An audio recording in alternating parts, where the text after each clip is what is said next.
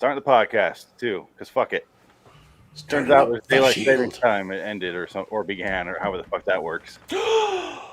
So I had to do an hour's worth of stuff in I don't know 5 minutes. That sucked. Poor you. Nah, you can do it. I did it. We're here. You did it. Let's go to theme song, shall we? This is a Night Gallery one. So what do I have that sucks the most? Let's do the Family Guy one. Shut up! I offer you a recipe. Combine 1 part small-town neighborhood with a dash of missing trophy, and what you're left with is a gumbo fit only for a madman. A gumbo served almost exclusively in the Twilight. Hey, who the hell is that? I bet he took the trophy. Get out! Bordering in Wonderland, the Twilight Zone review.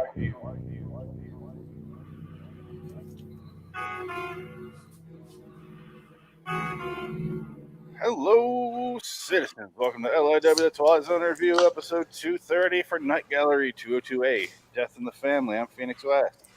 I'm Adam Wilcox. Dick Ticket. Our first Night Gallery episode. This is our first one. You like to break us in good with these, don't you?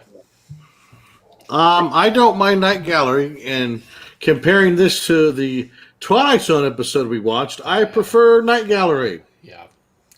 I haven't seen Night Gallery since I was a child. I mean, like, 2nd, 3rd grade, somewhere around there. When it was live? When they still used to show it on TV. Not when it was live, you asshole. Ain't that fucking live. Close, but not that fucking I know. I always try to figure out your age. I think you're up there. Wow. Mid-40s. Let's just say mid-40s and leave it. But I know. Night Gallery is almost 50 years ago now. That's what's fucked up. I'm not 50 yet. Yes, 46. Oh, okay. That's not bad. Do you see what I mean when I talk about Night Gallery and all the Victorian furniture? The Victorian lighting, too. I mean, the way everything's lit, it looks like a fucking... like, everything they film looks like Hammer Horror. It looks like exactly like that. It looks like a dank gay man's apartment that has no more money. I keep waiting for Liberace to come creeping around the corner like, only my brother comes to this place. I mean, look at the furniture. Like, See, there's that 70s lighting. Ew. There's Desirenes Jr. Ew. Gross. It's so nasty looking. Everything. He looks how I feel. It's like not a pretty shot. Look at the reds. The deep reds. Oh, dude. Compared to the Twilight Zone that we had to watch, this is fucking high art, though. Like, big time. Like, I could watch this for hours compared to that Twilight Zone. I'm so upset about that Twilight Zone episode still. Saving it. Trying to save it. I'm just... that was the worst piece of shit I've ever seen. I mean, this was fine. There were some things to like. I really liked E.G. Marshall being a creepazoid. Him singing for He's a Jolly Good Fellow was one of the most frightening things I've heard since God is in his holy temple. Yeah, I was surprised. That's like your Frankenheimer thing. That is your Frankenheimer thing. You sing that all the time. It's fucking creepy. How disappointed was I, though, when I saw that Ronin Arrow DVD release, but it was from 2017. Oh, yeah. I thought it was new because it said it had no price on it, and it was sitting on Amazon. I was like, coming soon. But I was like, oh, wait, no, it's fucking 4 years old, and it's $125. I don't even have that. Yeah, you can't even find it. No. Arrows, that's like that's the stuff that whatever doesn't get on Criterion, Arrow's like, we'll take that. We got it. Yeah. I went on a little Blu-ray spree the other day. I went to the local used Blu-ray store, which is like Amoeba, but not really. And I got Gremlins 2 on Blu-ray. I got Halloween 2 Arrow of Collector's Edition Blu-ray.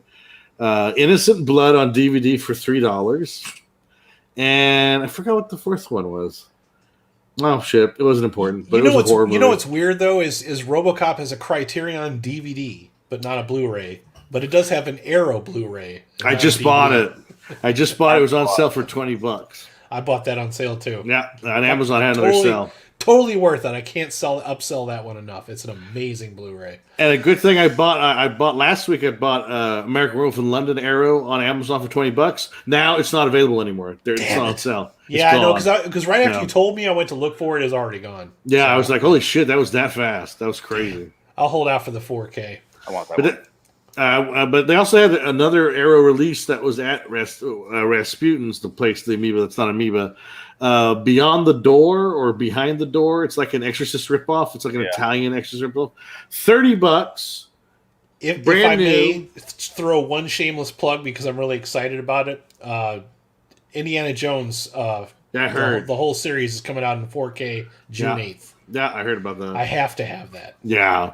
Even if it has fucking Crystal Skull on it. Yeah, I have Crystal Skull on the Blu-ray set that I got now. I never fucking watched it. I think I watched it once since I bought it.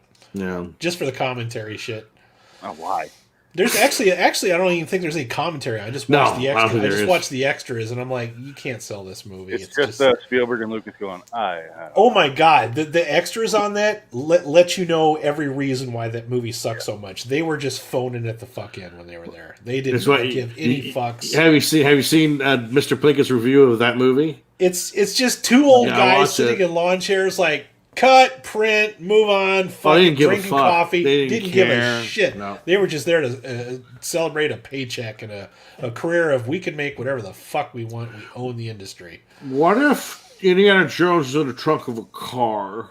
A refrigerator. He gets in a car with another man and they kick him out of the car. The trunk is big enough to hold 2 6-foot-plus men. What if the really cool super secret warehouse at the end was actually Area 51? Let's have them swing from vines like the monkeys. Let's have little CG monkeys in it, and then we'll have CG ants. Let's have Shia LaBeouf be eaten alive by real ants. Oh wait, that didn't happen. No. Okay, that's in the man can dream. I didn't mind this episode. No, it's early. It's I think the later ones are when they get real bad, or the early ones. I forget. I really can't. I think it's the later ones. I had season 1 on DVD, and I was like, "Oh, this is rough." I went in with tapered expectations only because of what you told me about this show. So it's not all bad. It's just no. It all looks the same. That's my problem. It's painfully mediocre, but it's not bad. Like, did you know who directed this episode or this segment of the episode? It's probably a nobody. It's probably some 70s. Either Gerald Freeman or Jeannot Short. Oh, that guy. I have to admit, though, I was a little excited for a second because before I got your instructions, I started watching the episode and I realized that some of these are a series of shorts put together. So it's like, oh, cool, Vincent Price is going to be in this. Like, nah, he's not in this one. No, he's like the third one. And Imogen Coca. That made me laugh. I like that when they said all the because that was like the only other person they mentioned where I was excited. I was like, oh wow, Vincent Price. Tonight's episode: Vincent Price, Desi Arnaz Jr., E.G. Marshall, and Imogen Coca. Vincent Price is in the Class of '99 episode, which is what I was talking about when we did our Class of '99 movie review. Adam, that was fun. Yeah, but it's the same thing with the robot teachers. Dick, have you seen that movie, Class of 1999? Is that the one with the guy from Step by Step? No. Oh, okay. No, this one has it has Pam Grier in it. Oh no, I have not seen this one. It's fucking amazing. It's a wonderful movie. It's great. Stacy Keach was in it, right? We loved it so much that right after we got done watching it, I ordered the Blu-ray like that night. I'm like, I have to have this in my collection. It's quite possibly the most magnificent Terminator ripoff ever been made. Wow. Yeah. That's high praise. The gunfight at the end, it reminded me of like a paintball battle. They tried, man. They built a full-size fucking robot. They fucking did the puppetronics with it and shit. It ain't quite as good as, a Cameron movie, but they sure as fuck tried. You gotta... God bless it, man. You'd say it's a Terminator ripoff. I think it's a Fright Night ripoff. No. It's a little bit of Terminator and a little bit of like post-apocalypse Mad Max type shit. Well, Fright Night, shit. While also being in a school, so it's a little bit of Warriors too. It's pretty fucked up. Yeah. It's Fright Night because he's spying on those teachers and he's like sneaking into their house, trying to gather clues and stuff. That's what was giving me the Fright Night vibe. Oh, like the Faculty. A little bit of that. Yeah, a little bit of that. Mm-hmm. Anyway, we watched Death in the Family. Death in the Family. Which is a really simple story. And I have a problem. I think the main character should not have been Desi Arnaz Jr. It should have been Jeff Fahey. That's a Jeff Fahey role. I don't think Jeff Fahey was around yet. It's the same fucking guy. It is. He really is. That's kind of funny. Only this guy can't act. No. Nez Jr. is awful. Did you see his IMDb profile? He's 38 credits, and the last thing he did was like 1992, The Mambo Kings as himself. So that's kind of sad. Yeah. Yeah. Wait, no, not himself. He plays his dad. Oh, that's also senior. Okay. Yeah. Much worse. Much worse. And he's in an episode of Matlock 5 years before that. That was his. Oh. Hey, Matlock.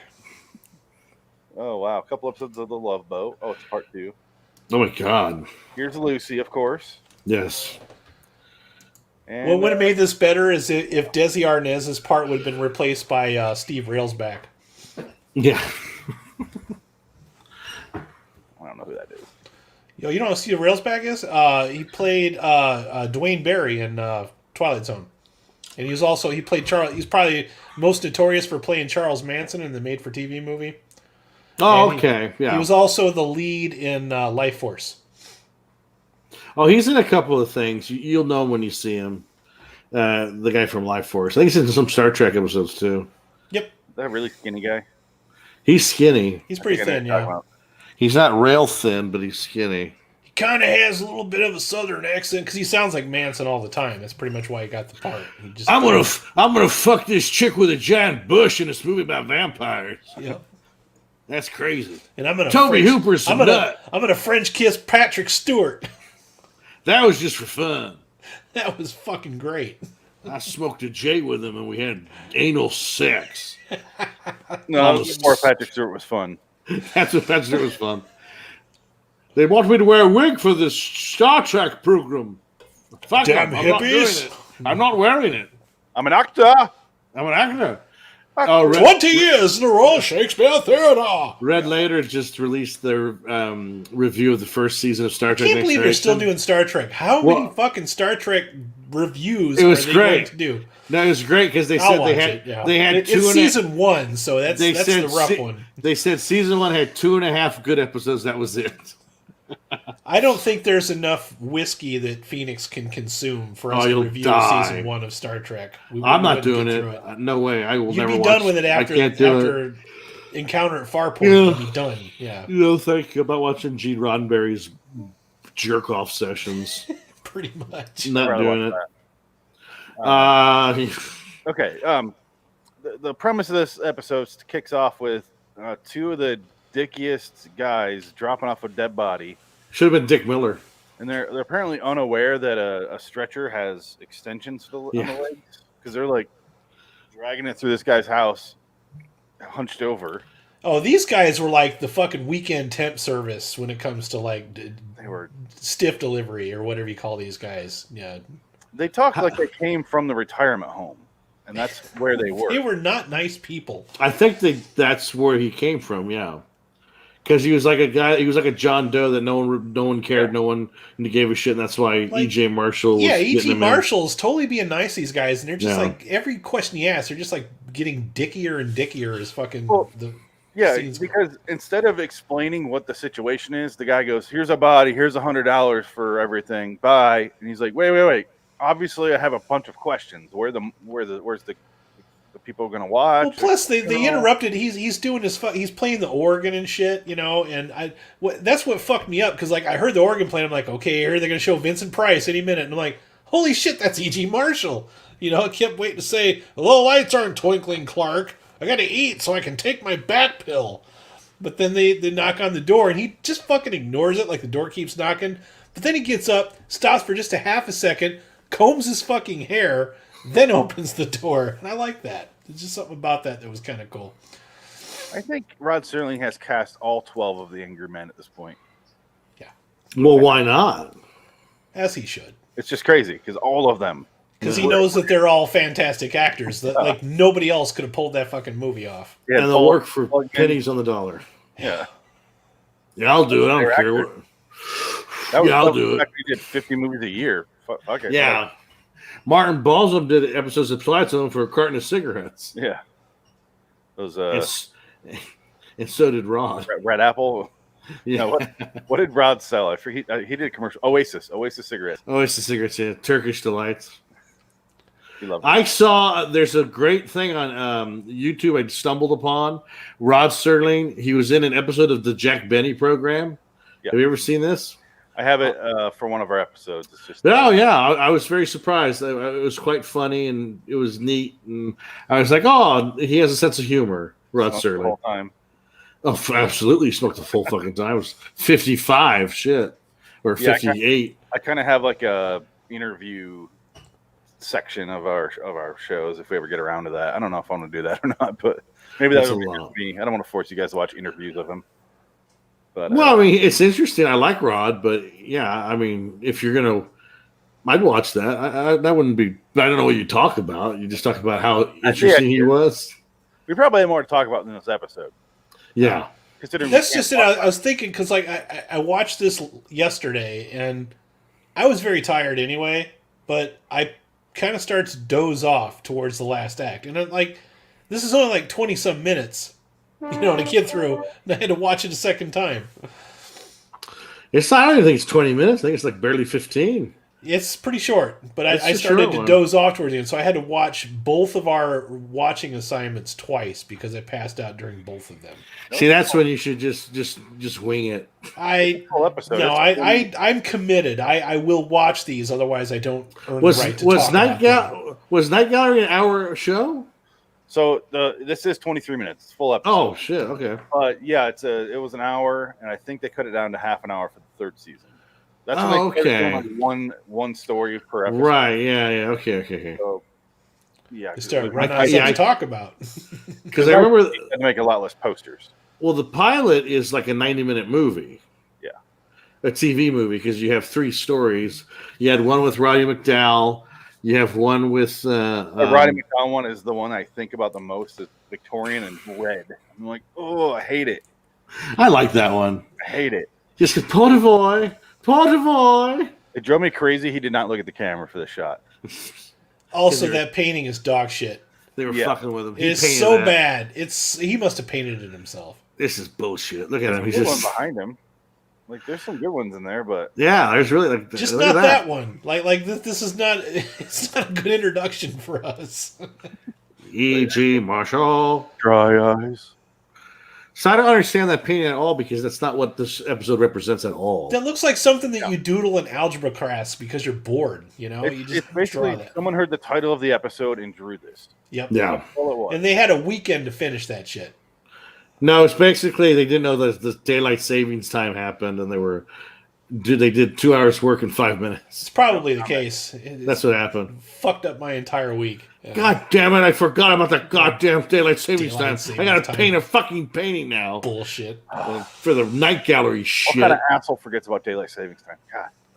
What kind of asshole still observes daylight savings time while we're bullshit? I don't. That's why I forgot. I know Arizona's the only state that doesn't. Because you guys are cool. Arizona doesn't, and neither does New Mexico. You guys are cool out there, man. You fucking got shit put together. Yeah. Well, they have mountain time though, so that's why they already kind of. But they don't do daylight savings time. They don't observe it because technically they're already there. They've already their daylight is all fucked up, and it's New Mexico. It's dumb.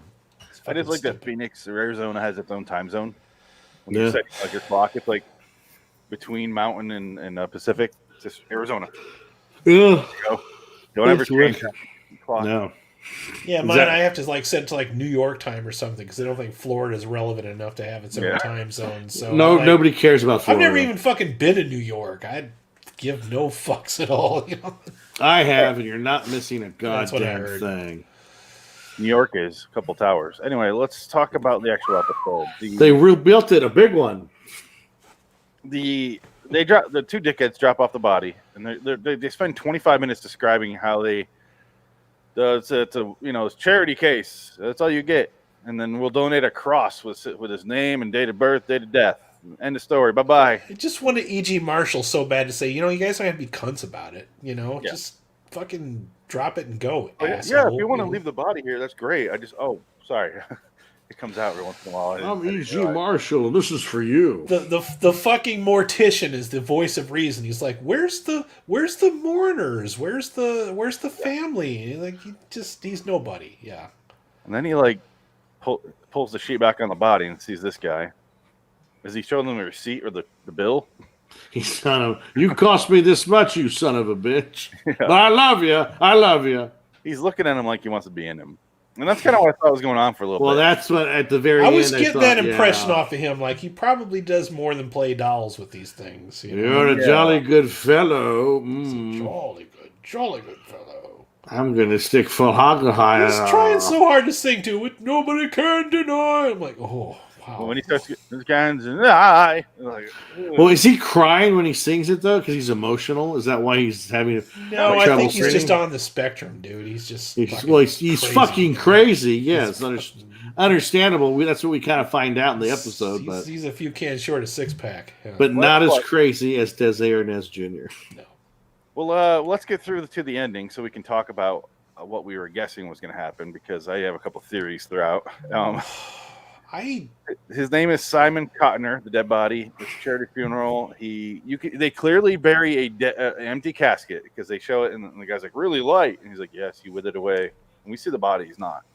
So I'm like, all right, the casket's empty. Yeah.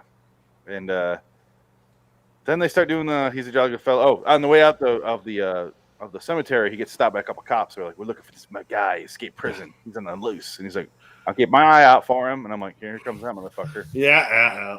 And gets back to the funeral home, starts singing. Gets interrupted by Desi Arnaz Jr. Comes in with a gun. It's like a 50s movie. And he comes in. He's like, oh, I am so wounded somewhere. Oh, we can't show the blood, though. Oh, so wounded. And then it's just them sitting around the house for the next 10, 15 minutes. And he lets the guy sleep at his house. He's very kind to him. Yeah. And that's kind of what I liked about it, is they set it up like he's like, I'm serving 100 years for murder. And yeah. I'm serving 100 years for murder, and I had to escape the prison to get here to find someone being nice to me. And he lets him sleep. Nope. Nothing, Frank. Hello. Hi. Well, look who it is. Desi Arnaz Jr. himself, Frank, just stumbling into the show with a wound. He's a junior. With a gut wound. Frank Jr. Frank Jr. Go see. Where's our son?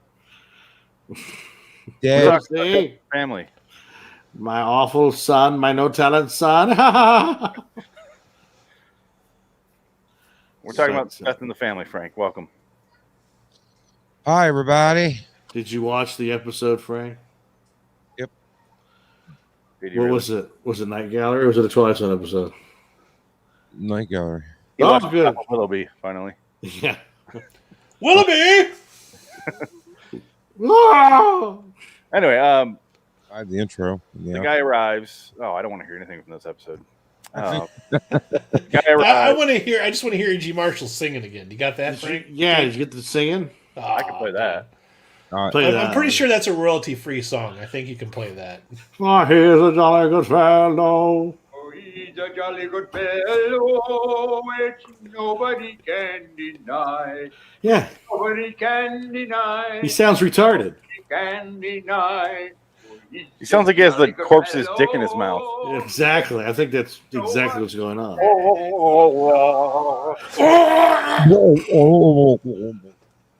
My family's here around the table. Stop shooting formaldehyde in my mouth. I love it. I'll keep going. I love it. Tell me, Desi Arnaz Jr., do you like pickled penises? I have a whole jar of them. Tell me, Desi, will you have a career?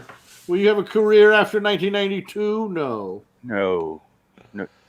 You're still alive somehow. Well, you know what happened?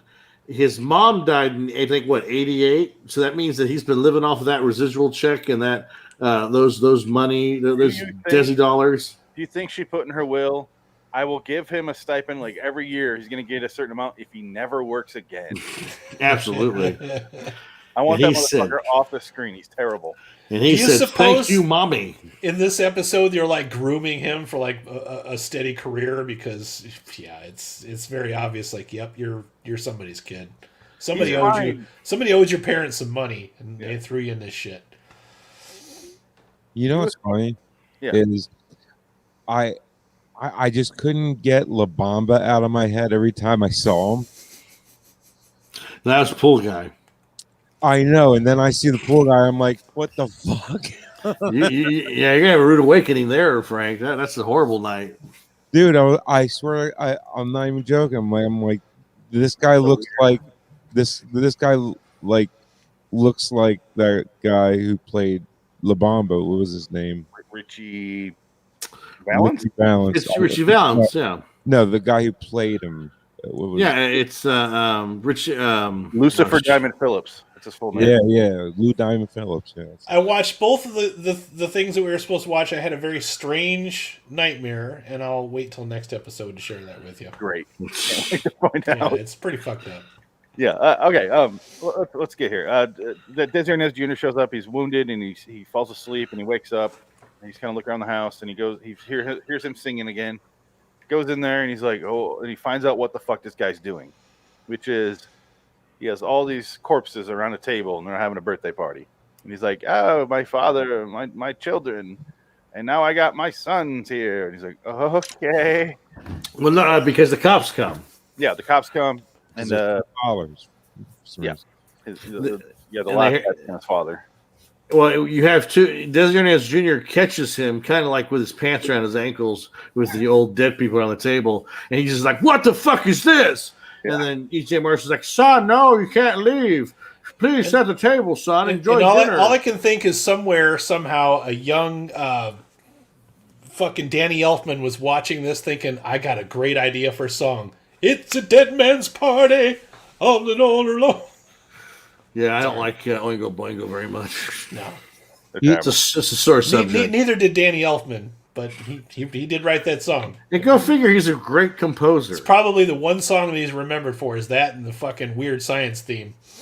No, he's the Batman theme forever for Danny. Well, if you ever did anything you did before the Batman. Oh, shit, absolutely, yeah.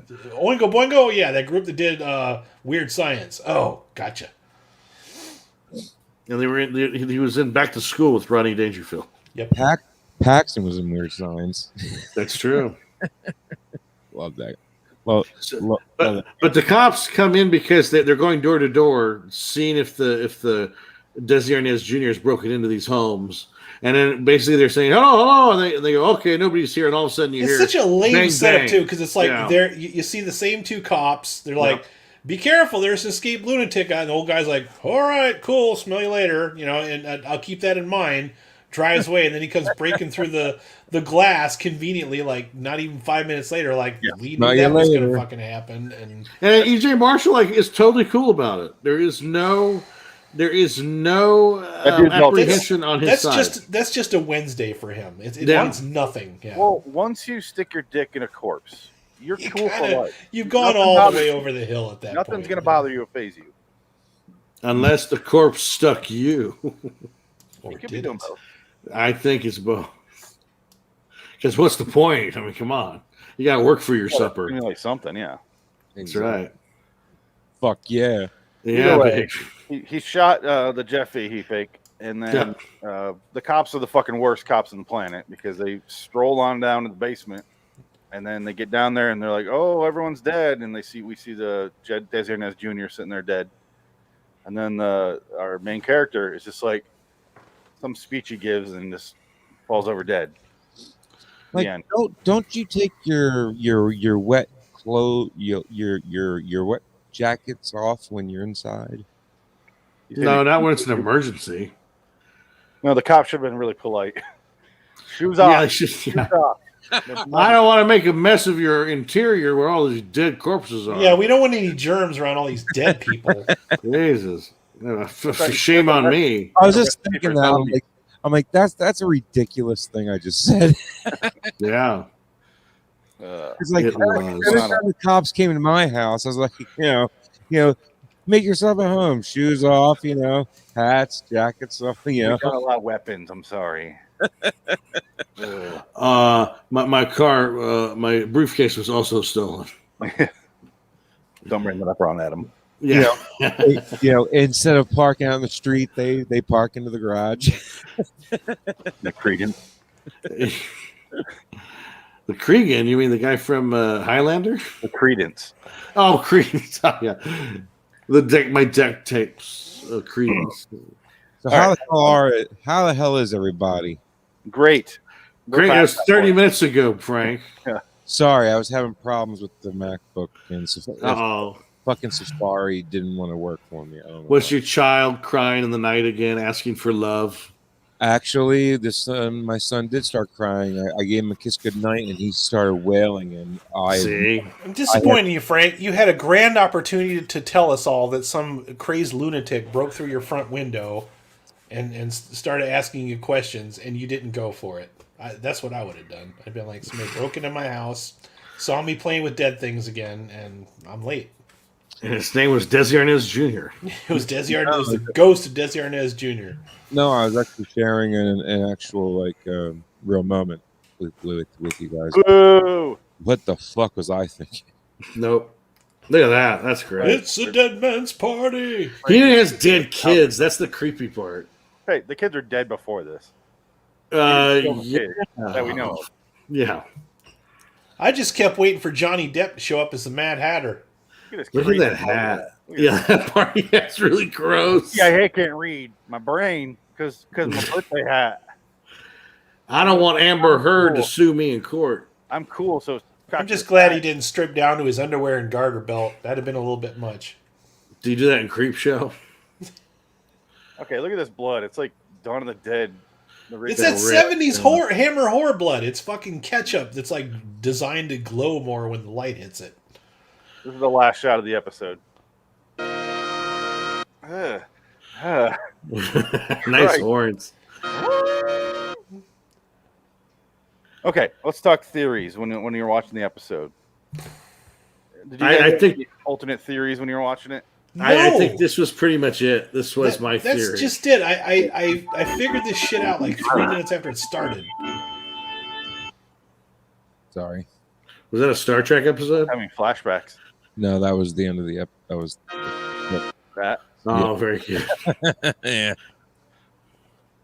You didn't have any alternate theories, guys? Nothing? No, that's the problem because it sets this elaborate thing up, and then when it happens, it's like, well, that's pretty much what I thought it was going to be, and then it doesn't go anywhere else. It doesn't. There's no twist. There's no surprises. It was boring. Yeah, it was. I was disappointed because I was into it for the most part, and then it just kind of like didn't really unravel. It didn't have anything to say. It wasn't really all that terribly clever. It's like, so that's just it. He just has dead people as friends and has Desi Arnaz join them. Okay. This town must have a terrible luck because these are all fresh bodies. Yeah, especially with the kids sitting there. That was a little weird. Yeah. So both girls are twins and died apparently at the exact same time. Or one they've been after. I don't know. They've been known to do that. There's a sad story or two here with these little girls, that's for sure. But these are probably the parents that killed themselves after over here. But I just wasn't in the right mindset to watch it. I don't think. Is there a right mindset to watch this episode?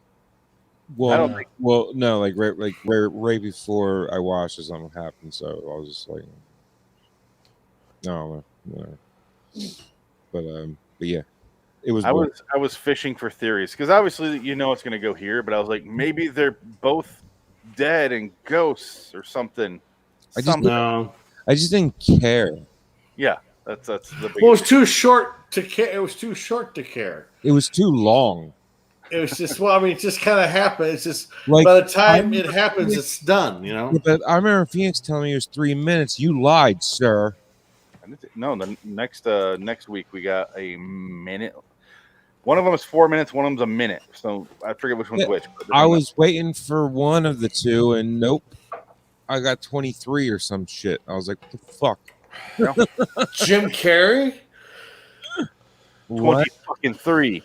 The number 23? Pink. 20-3, Frank. Why would Jim Carrey in 23? The number 23. It's a terrible movie. It's a movie reference. I never saw it, so I just assumed it's terrible. It's fine. Oh, yeah. Okay. I never watched it. It was a Joel Schumacher movie, right? Yeah. Okay. It's not bad, really. Yeah. What's I don't like Joel Schumacher that much, but not bad. I just can't. I can't stand Jim Carrey anymore. Or something? What? Wasn't it about like a hotel room? No. Yeah. It was. Was it? It's not about a hotel room, but it takes place a lot in a hotel room. Oh. I remember him I being don't in want to give too much away, but the number 23 is involved. You're thinking of 1408. Wasn't maybe. No, number 23 is a big part of it's in the hotel. No, you're thinking of room 237. I've seen number 23. It takes place in the hotel, a lot of it. God damn it. No, A lot. it took place on a plane, and he was passenger 23, right?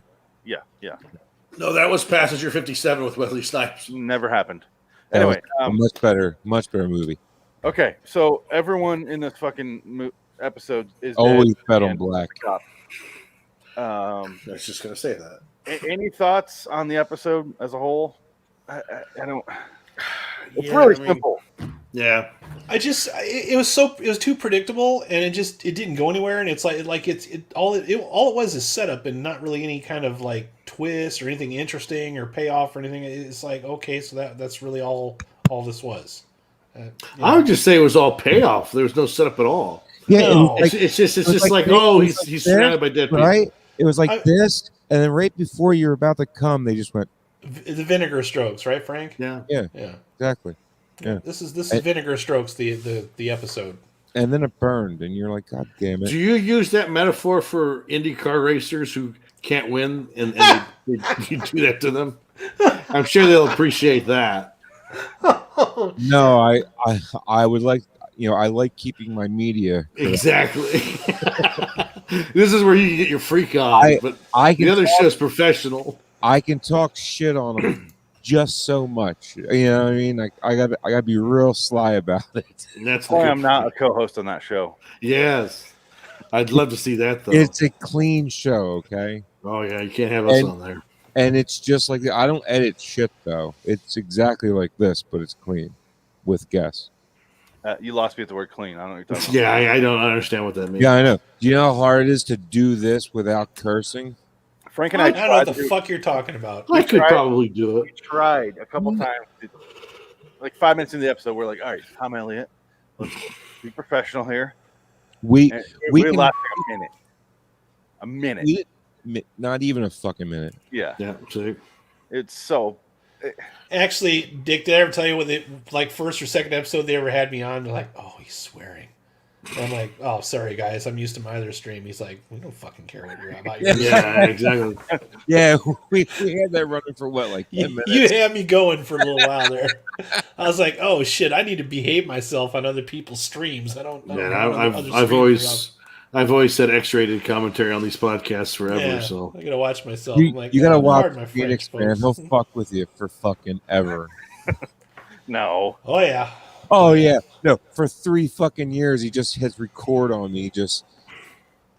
We're in mid conversation. He just hits record, and then all of a sudden, like I'm in the middle of a fucking story, and then I hear the theme song, and I'm like, It's like the part on Pulp Fiction when John Travolta first walks into the apartment, and Uma Thurman's just fucking with him, like telling him where to go. Picture that, but like the rest of the movie would just be that. This is what I would do to Frank. He's halfway through the thought and I just kicked the theme song on. yeah, and I'm just like, And then I act mad at him for talking over it. Shut the fuck up. I worked real hard on this intro. God damn yeah. it. And then the first one, he gets me saying the N word. Oh my god! To be fair, maybe don't do that. Don't do that, or actually do that. Maybe more people would watch. It was in context, and I wasn't. There's no proper way. I didn't think I was being Dick knows the recorded. context. He's got books of context in his other I room. do. I would know the context. I do. Oh boy. The context is supremacy. No, it's anti-supremacy. I don't like supremacy. When white people talk in private, we say the No, word. we don't. No, we don't. We do not. God, no, we do not. Absolutely not. That's never once come up casually. The comments Usually, of this if that stream do happens- not reflect the contents of the creator. That has happened to me. Not the N word, but racist things against the Hispanics. And I was just like, I was like, my friends were Hispanic. I'm like, this guy just started talking, like saying, like, the dirty words and stuff. I'm like, dude, what? I don't talk like that. I know these people. Don't like you're a fucking weirdo. And I never talked to those people again. And you don't see it coming. That's the weird part. It's just like that surprise racism is just like, ugh, like what the fuck is this? It's just like, wow, you must be a NASCAR driver. Adam, where'd you go?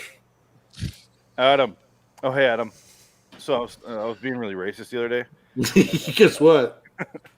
All right. I hate it. I hate racism. Adam, did this remind you of that Tales from the Crypt episode where they ripped off Psycho a little bit? Might be more like they ripped off a Texas Chainsaw Massacre, but not quite as clever with it. Yeah. Well, I was thinking of that episode. I did name this Psycho Chainsaw Gallery. That's my name for this episode tonight. But what year was this episode? What year was Texas Chainsaw Massacre? This is 71. Texas Chainsaw Massacre is 74. Well, there you go. Toby Hooper stole it from Night Gallery. Probably. Then again, he stole it from Ed Gein, so it's the same fucking thing. Sure, he did. That's the name I was trying to think of. Ed Gein. Thank you. That's what I. Yeah, that's what. That's probably why. Too. That's probably why this would have been a little bit more frightening in when it came out than it is for us now. It's like we're watching it, we're just kind of like, eh. It's kind of like most Hammer horror movies. It's like you watch them, you know that they're not going to scare you or go. Maybe a couple of them go a little bit over the edge. Some of them might have a little booby here or there. But that's the only reason I would watch them, yeah. Right. You know, every girl's going to have a top that goes right down to her freaking nipples, you know, so. And it's that pseudo-lesbian stuff where, like, the nun is against her and they're, like, going to kiss. Lesbian vampires. Yeah. I just got sad when I saw Rod. Yeah. He looked bad. He looked real bad. His eyebrows are high. His entire face is leather. Yeah. Well, that's what years of smoking will do that to you, Frank. It'll age you and he would write out thousands of fucking years. Yeah. I know, dude. You're like what? You're about what? 21 years old, and you look like you're older than me. 20. I can't even drink yet. Frank's 17. You can only drink Mountain Jizz. Mountain Jizz, and the only thing he's old enough to drink. Frank just got out of puberty 3 years ago, and he's already got a kid. Those hormones kicked in overtime. It's all right. I knew plenty of guys in high school had the same problem you did, buddy. Yeah. Okay. So the two places ago where I lived, right, are my across street neighbors for like 3 years thought they had a running joke apparently on the street that I was robbing the cradle, and my wife is 4 months older than me. There you go. Yeah, you fooled them all. Well, that's how good she looks and how bad I look combined. It is like she's sucking the youth out of you. There you go. She's a succubus. That's why suck the years out of your dick. It's fine, man. She can keep it up. Keep it up. It's fine.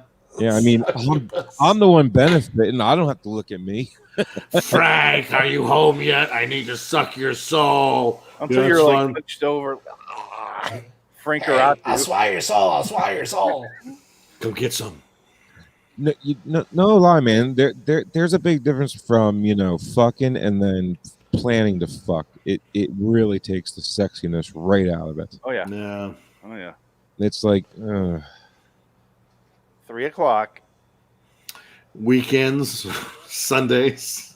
When a doctor tells you what time and day you have to fuck, it is really awkward. Well, you have to You better be in the gimp suit by 4:30. But that's only because you wanted to get pregnant, right? You were following the tides of her fertility. Yes.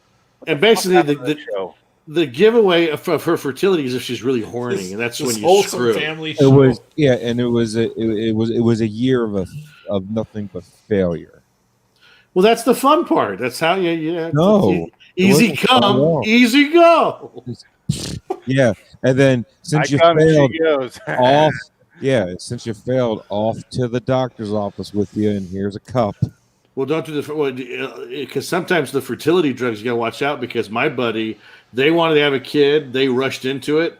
Fertility, 4 kids at the same time. See, that's what was fucked with me because twins run deep. There you go. My grandfather was a twin. My sister's a twin. My cousin has twins. I mean, so your sister is your twin, or you have 2 sisters that are twins? I should have had a sister and a brother that were twins, but my brother died in birth. Oh, he ate the sister. No, the my sister ate the brother. Ate him. Okay, that's what it was. Yeah, my sister unfortunately came out first, and my brother was second. He died. So I didn't mind this episode tonight. I really wish it was earlier. See what Frank does every time? It becomes this horror show. This is 60% your fault. It is because I bring it out. I want to hear it. No. But see, there is a silver lining because Facebook. Thanks to Facebook, I found. You bring this up all the time. I'm telling. Well, it's the truth. My half brother. Did you mute me? No, I can hear you. Adam muted himself because he's laughing at the 15th time he's heard this story. I haven't heard it. This is the first time I heard it. All that background noise just went away, and I'm like, what the fuck? Oh, the USB mic is off. Okay. What the fuck ever, Frank? Oh, hold on. I knew that was gonna. I have a clip from when you guys have this conversation. Oh, these bitches fighting. Do I have to bust out the water bottle? Break you up like two dogs fucking on the front lawn? All right, I haven't used that in a while. That's a good one. I approve. I have this, by the way. Ready? When I die, I wanna be high. Never worry. Just bury me, along with my currency. I like the British lady saying that. Sounds like Helen Mirren trying to rap. That's nice. Yeah. That's really nice. You're really close. You should do the Australian lady. It's even better. Wet ass pussy. I tried it. The Australian lady doesn't sound as funny as the Helen Mirren one. No, that's pretty golden. Yeah, I tried that. I really did try it, but Helen Mirren singing "Wet Ass Pussy." Should we get to our scores so we can get on to wet ass pussy to the pool guy because I want to get that on my fucking system. Oh God. Okay. I didn't mind it. I gave it a 7. I think at this point it's just because I'm not pissed off when I'm watching it. That's kind of what I'm gauging my scores off for this show, for these shows, I should say. I gave it a 7. I didn't mind it. It was a Psycho Chainsaw Gallery. It's only before that, so I can't really fault it. It was the ending visual is pretty cool. I like the ending, but the problem is the story up until then is kind of. That's my score. How did he die at the end when he didn't even get shot? Drink? He drank poison. He got shot. He had they got shot. Yeah, he got shot because you see blood on his chest. He got shot. He was dying anyway, and then he shot E.G. Marshall. There's two gunshots. He went to drink and it never got. No, he dropped it and he died because he got shot. I'm like, he had blood on him. So there's blood on him because they're struggling in the hallway and they just show the outside of the cops here. Bang! Yeah, bang. Rewind it to the part where he has the cup and he falls down. You'll see blood on his chest. No, don't. Not even worth it. It's not worth doing it? No, I don't care. So what's your score, Frank? 1. Wow. Jesus. That ain't that bad. No, it was. See? Blood right there. See? Oh, okay. Now he got shot. Now I remember he got shot. Looks like he's drinking some of it, too. Yeah. Father of the family. I got those glasses on I got those glasses at my grandpa's house. It's like, how can I die twice? I want to be like the guy in the thing. With my tomorrow. I know. That's 70s TV blood. Yes, it is. 1 packet of ketchup is all the budget can afford. I got it. All right, guys. Dick, your score. Standard Blu-ray. Collector's edition. Kiss my ass, cunt. Oh, I'll show you collector's edition after my score. A 7. It was a palate cleanser. Did you see Adam? He went. It was a palate cleanser to fucking the pool ball boy because I watched the pool guy, then I watched this, and I was just like, this is way fucking better. I watched him in order, man. Nah, that was a mistake I made. I enjoyed it a lot better. I guess it's Adam's turn.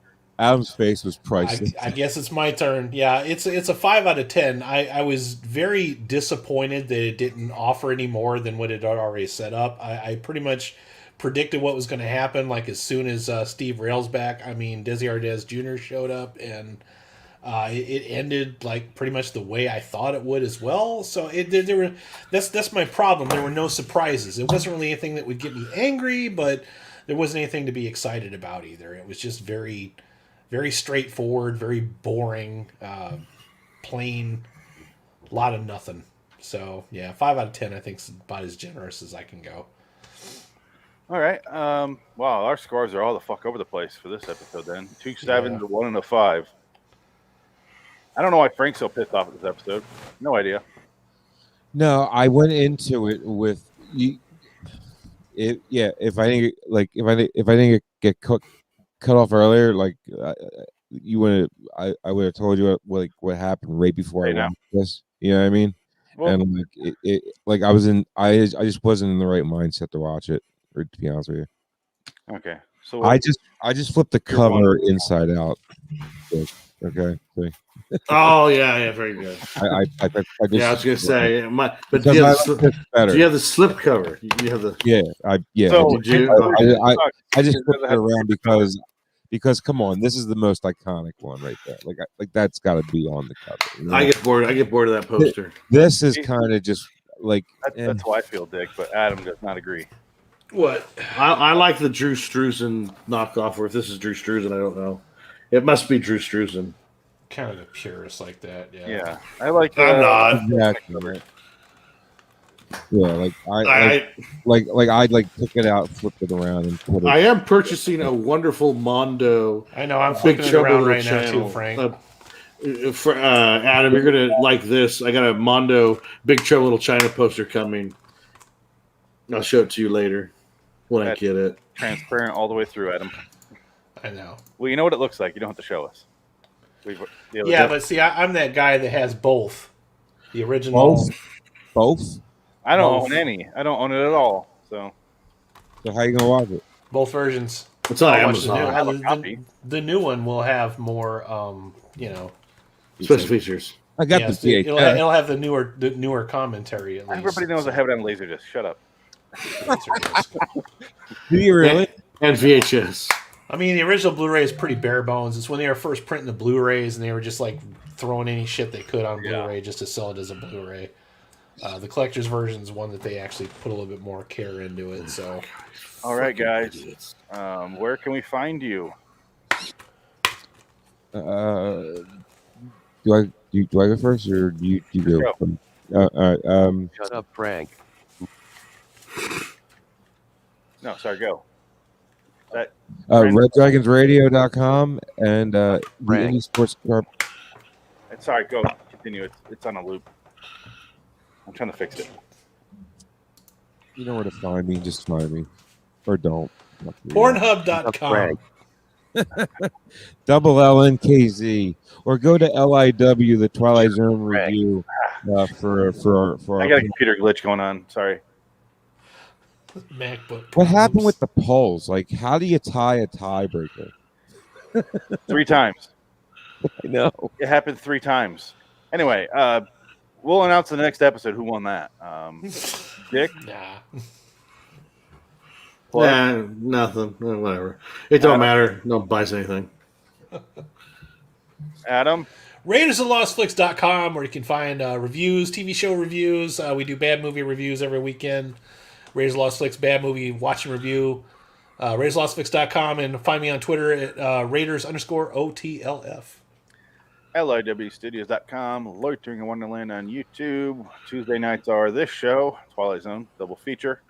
Wednesdays are, so far, Anthology Series Review, and then a John Carpenter movie. Tomorrow we're doing The Thing. That's why they all have the copies at the ready. All right. Night Gallery. So far, so okay. I wasn't as pissed as I thought I'd be. No, me neither. I'll agree with you there. I was more sad. I was just sad. I was like, I went in with lowered expectations, and it was even lower than, I mean, I wasn't angry. I was like, it wasn't too. I wanted to like it, but I just couldn't like it enough. Until next time, in the meantime, I'm Phoenix West. I'm Breaking Links. I'm Adam Wilcox. Dig it. I switched it while Dick wasn't looking. Yeah, I saw them. Sorry, I gotta do these emails because I gotta show an apartment on Sunday. Great. Sorry, wow. Stuff. Cool. Job stuff. Interesting. It's not gonna be fun. Boring adult stuff. Cool. Yeah, it's awful. And and he hits a line drive to left field of random. NASCAR. Don't stop cursing at me, man. Wet ass pussy. The Grammys. Oh, by the way, Dick, this is the one movie that we're doing. Yeah, and I saw that. I commented on the Instagram that guess who's in it? Karen Black. Oh, that's right, you did. I remember. Okay, I remember now. We got. It's been a long day. Yeah. It's a fucking Karen Black trilogy. We're having a Karen Black trilogy. Well, Yep. You'll have to tell me some other crappy movies that she did so we can watch. I think those we'll too. stumble into it. Karen Black's in Trilogy of Terror. Yeah, I know. Is that what you're doing? That's what we just said. Yeah, that's what. Oh, that's I what- didn't see it. I was saving this. That is what we are watching this weekend. Nice. Trilogy of Terror. Yep. And you do this every Friday night, right? Yeah. Phoenix, if you're No, available, you can join us. Yeah. Yeah.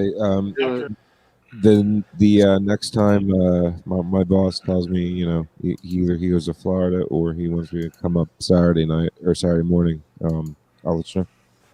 Because I really want to be on. It's just You don't have to be in Florida to do it with Adam. No, my boss. I drive. Just to North, You can come to Florida. I ain't letting you in my house. no, he's You can sit in, out my side my window no, and just no, lick the he's- glass. Throwing pebbles. He's You can be a in Fort, window licker. he's in Fort Lauderdale. He couldn't be any further away. You're gonna go to Adam's house and you're having dinner with his dead family. No. around the Wait, table. Frank, you can be my son. My son's here, for he's a jolly good fellow. Hello. Which nobody He can deny. Everybody can deny. Nobody can deny. Everybody. Nice. He's a jolly good fellow. You guys go to the bathroom or anything? We good? Yeah, I gotta go pee. Yeah, I'll be right back. All right.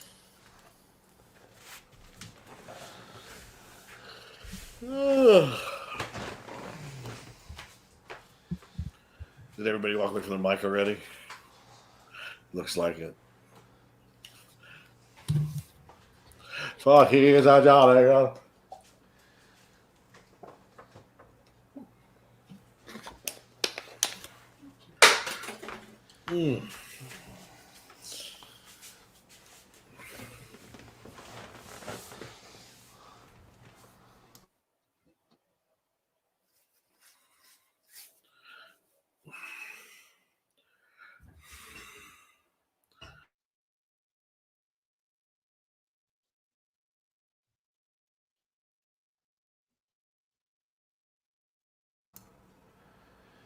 Dead babies can't take care of themselves. So, Adam, have you seen Beyond the Door, or it's that ripoff of The Exorcist I was talking about? Have you seen that before? No, sir. Oh, okay. 'Cause I was curious about getting it because Rasputin had it for $30 new, and then Amazon has it for $70. I hadn't even heard of that one until you told me about it. Yeah, I didn't hear about it until I saw it in the store. Hang on 1 second. I'll be right back. I'm back. Yeah. Foolinix? Foolnix. Oh, I get it, because the pool. I understand. You got it. We good? What a fucking... this show sucks. Ugh.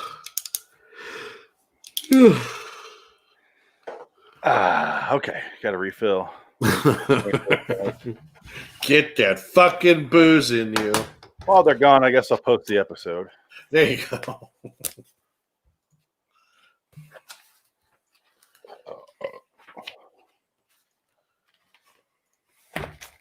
For he's a jolly good fellow. Right? No.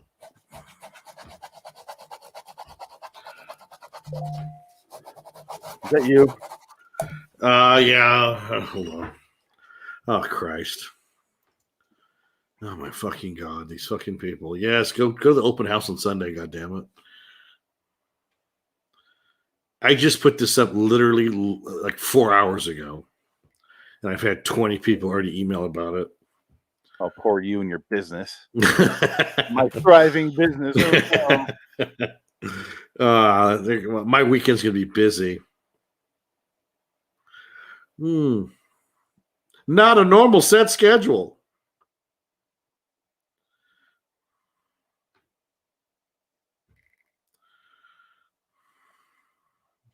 And nobody knows how to read these Craigslist ads. It's amazing. All the information's right there. It's pretty implicit, and they can't understand it. I thought Craigslist was like just gay sex now. I didn't know it was for apartments. No, it's how I get all my gay sex renters. I bet they pay on time. They do. So far, so good. I haven't had any problems. But we're real picky. Like we just get, a bunch of people show up, fill out an application. If their credit is bad, they don't get the place. That's it. That's just the rule. If you got bad credit, forget it. You're not moving in. And I feel bad too because some of these people are like, really. It's just like, I wish I could help you, but like you just don't got the credit. No, you got to base it on the numbers. I totally get it. It's I'm just like, I wish I could help you, but guys, I mean, I got this is an expensive place. It's brand new. We just got it refurnished, and it's just like it's not going to be a charity gig. And then he goes out back and gets hand jobs and jobs. Basically, Dick just said your credit isn't good enough. Oh, that's not apartment. That's not entirely accurate, but it's close. I found out while we were talking earlier that they're doing a new Texas Chainsaw Massacre. No. 2021, and it says on IMDb another sequel to the original Texas Chainsaw Massacre. My God, it's like a Terminator movie. No, there's nothing that all those movies suck. They're terrible. Chainsaw Massacre suck. This is our 19th show of the year, guys. Wow. Yay! Next one's the 20th. Very good. This is the one, Dick. I fell asleep twice watching this movie. Oh God! Why would you even just start watching it? Just forget it. I finally watched all the way through, and then I was just angry. I was like, yeah, it's fucking terrible. Fuck. Oh my God, it was so fucking terrible. All right, Jesus Christ, it was bad. It really is. So far they've been okay, but this one was just like even the. I'm not saying anything. The rap one was fun, because we could laugh at the song, and they were at least trying to do something clever. Did you realize who the roommate was though? Shut up. We'll talk about it. I can repeat it. We'll talk about it, but just don't. Surprise, motherfucker. Stop. We'll get to all that. Trust me. Oh, we will. I have so much prepared for this episode. Oh, fantastic. I spent all day working on this episode. Wow. Well, you know what? You know who didn't spend all day working on this episode? The people who wrote this pile of shit. Jesus. Lou Diamond Phillips. They blew this shit off over a weekend. They just wanted to go party. Lou Diamond Phillips was good in Longmire. That's probably the best thing I've ever seen him do. I like Lou Diamond Phillips. It's just he's good. He plays a bartender named Standing Bear, Henry Standing Bear, and he's fucking great in that. This is all stuff we could talk about on the show. This is true. All right, well we will. We're waiting on. We're just waiting for fucking Frank. God damn it, Frank! We can just start recording right now. Let's just start recording right now. What? Oh, fuck him. Hold on 1 second. It'll be like a normal episode. Yeah. Fuel Nix. You have to start implementing time limits on the breaks. All right, we are back and live and recording the podcast. Shall we hear the theme song for this show? Here we go. We're traveling to another dimension. When I die, I want to be high. Never worry, just bury me along with my currency. You're entering the Twilight Zone. Hey, yo. Okay, roll it again. You're entering LIW The Twilight Zone review. Hello, citizens. Welcome to LIW The Twilight Zone review, episode 231. I had to look it up. Holy shit. Twilight Zone 2002 109 Pool Guy. I'm Phoenix West. I'm Adam Wilcox, dead in the pool. Dick in the pool guy over here. Nice. I wish I was Dick in this pool guy. Oh, yeah, especially with his gut shot wounds. Yeah, I'm like a shot in his gut. Yeah. Anyway, today we watched Pool Guy, the 9th episode of the 2002. Yes, that's really the name of this episode, Pool Guy. So this was the 9th episode. Yeah. Of the first season. This is one of their first 10 scripts that they decided was good enough to show the American public. Unbelievable. Yeah, this is probably the worst piece of shit you'll ever watch. And I haven't gotten to the rest, so who knows? I might be wrong. Well, let's start off with our scores. Oh, you want to go there now? We're right now, Frank. You want to start with scores? Let's start with scores. This is a 2. A 2 out of 10. Okay. Any reason why? Okay, yeah, I was going to say, because the only reason I gave it 2 and not a 1 is because there's maybe something cool that they could have done with the premise of the story. But they didn't even fucking try. It's the laziest goddamn script I've ever seen Twilight Zone do. Any era of Twilight Zone. This is lazy as fuck, because this is essentially 3 movies that came out before this fucking episode that have done this way better. And I'm even going to throw a bone to Lawnmower Man, God forbid, did this shit better than this fucking episode did. It's shot ugly. Lou Diamond Phillips is terrible in this, and I had mentioned before we started recording that Lou Diamond Phillips is actually not that bad of an actor when you give him something to do. Unfortunately, his agent is an asshole and has given him a lot of terrible parts. So, can I pause you there? I just want to ask real quick. What do you guys know Lawnmower Man 2 as? Which subtitle? If I say Lawnmower Man 2... I don't even think I've seen Lawnmower Man 2. Oh, Dick? Shit. The Other Dimension? Something? No, there's 2 of them. One's Job's War. The other one is Beyond Cyberspace. Okay. Job's War. That sounds familiar. Yeah. Beyond Cyberspace? Yeah, that was the original one, and then they changed it to Job's War. Anyway, continue, Adam. But yeah, the whole thing, it's an ugly looking episode too. It looks like it's shot like a beer commercial. Everything is right here in your face. Like everything is zoomed in on your face. It's fucking ugly. It's boring. I legit fell asleep twice watching this episode. Yeah, but you watched it late. Can't say that. I don't know how. I did, but it's so fucking boring. And then once I finally watched the whole thing through, I'm like, when I fell asleep, I had a dream. Okay, well, actually, I had a dream last night that I was an FBI investigator, and I was investigating a death in the basement of a church. Like, the whole congregation was there. We're investigating all these people, and to make things worse, my ex-girlfriend is my partner. She's an FBI agent, too. And you're Woody Harrelson, and she's Matthew McConaughey. Fucking terrifying. No, it was more like a Mulder and Scully type deal. It was more of a Mulder and Scully type deal. I don't know how I got that from this shit. But this script is bland. It has nothing to say. It also feels like it was written by some entitled asshole who has never had to suffer in his entire life, because he probably thinks, oh yeah, pool guy, they probably get a lot of ass. Probably because his wife was literally banging a pool guy, and he wrote a script based around that premise. And he was Latino. Oh, for sure. Yeah, for sure. Even the makeup of the gunshots was bad. I'd rather have just the Steve Railsback shit with him holding some ketchup packets against his chest. That was more convincing than these fucking bullshit gunshot. I mean, this is 2002 television, and it is a ugly episode. Does it help if we slow it down and maybe play it twice?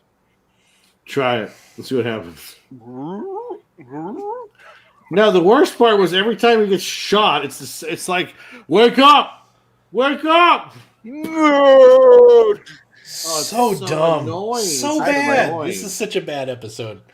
I'm sorry I killed you, okay? I'm sorry. Like, Lawnmower Man, Virtuosity, Johnny Mnemonic. Hey, Virtuosity.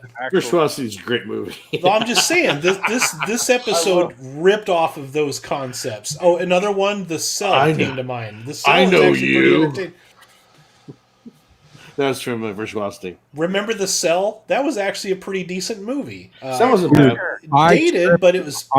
I tripped balls to that movie. It was bet you awesome. did. I bet Dude, the guy that wrote it tripped balls too. Dropping acid, watching The Cell was great. I want to go back to Adam's dream here. Was your girlfriend a little Japanese woman, or was she an Asian, or was persuasion? Hispanic. Adopted into your family, perhaps? Hispanic. Okay. Yeah. Tell me more. Later. Okay.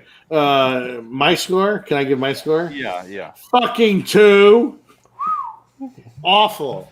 The problem with this episode is it doesn't go anywhere in the first minute. It goes nowhere in the 5-minute mark. It keeps going like deeper down this rabbit hole, and it makes less sense. And it's just like it's a dream within a dream within a dream. It's like Inception times 25,000, and you're just like, I don't care because one, this is all within 24 minutes, and it felt like 4 hours. I was just like, this sucks. And his roommate was Dexter's buddy, was the cop that busted Dexter in the second season. One of the best characters in Dexter. And I wanted him to say, "Wake up, motherfucker! Surprise, motherfucker! You owe me rent, motherfucker!" Your wish is my command. Yes. Because I did a Filthy Twilight Zone for this. Yes. Hold on. Sorry. Woo! I know it's loud. My ear holes have been raped. Do you want me to play the intro? I got the intro. No. Damn, you have been denied, Frank. Here's Filthy Twilight Zone for Pool Guy. Because his buddy is Dexter's arch nemesis and the surprise motherfucker guy. So here we go. Richie, wake up. Yeah. Surprise, motherfucker. You've been screaming for 5 minutes. You practically woke up the whole building. I had a dream, nightmare. You want a nightmare, Richie? I'm not going to be able to cover your part of the rent this month. Nobody paying you to stand around and goddamn stare. And he shoots me, and bang! Right in my chest. Man, your head is holding some freaky stuff. Motherfucker. No, wait, there's more, man. Look, man, this probably isn't the best time. Motherfucker. The rent's coming due, and Richie, there's no... Look, I told you already. You're going to get my half, okay? I got this new client, and, Damn! Something took a bite out of you. Lenny? You little fucking creeps, you know that? Lenny, you gotta help me, man. Cause something weird is going on here. I gotta go to work, man, and so do you. Stop running like a fucking psycho and get back to work. About time you woke up. Man, you look like hell. Bad dream? So I'm submitting your ass to psychiatric evaluation. I have no idea. You are one creep, motherfucker. How about some beers at O'Malley's tonight? Yeah, sure. Yeah? Sure. Cool. I gotta run. I'll see you tonight. Please tell me that I'm awake, okay? Tell me that this isn't just some other bad dream. You're gonna wish this was a dream. The cops are in the living room waiting to talk to you. Fucking weirdo. Cops? That new guy you're working for, Mr. Hunt. They found him dead last night. Grab a crayon, psycho, and scribble this down.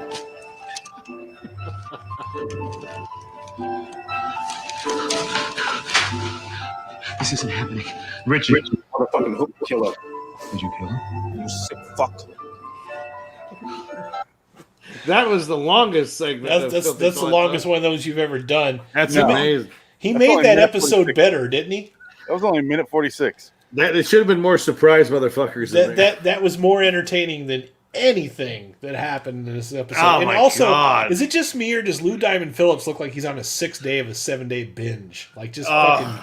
He looks like shit in this episode. He's supposed to. Well, that's true. He's supposed to look manic. He but... just looks like they scraped him off of a fucking alley floor somewhere. This is right after he shot the movie Bats. he probably would be on the 6th day of a 7-day binge after Bats. Yeah. That movie didn't do Dina Meyer any good favors either. No. That's the only reason I watched. I'm like, oh, Dina Meyer's in it? Let me watch this. Frank, out of 10. 3. Wow. We got a 2, a 2, and a 3. Why'd you give it a 3? Because it was boring. Motherfucker. And I was just like, did his fucking character name have to be Richie? Was it? I forgot. I didn't realize that. Wow, was it really Richie? Yeah. Oh my God, it's so bad. Richie, we're gonna get you screwed, blued, and tattooed. Well, tattooed anyway. Smell like fish, but taste like chicken. Don't worry, Richie. Stars belong in the sky, huh? Richie! I haven't seen that movie in 25 years. La Bamba. I've seen it It's so not many aged times.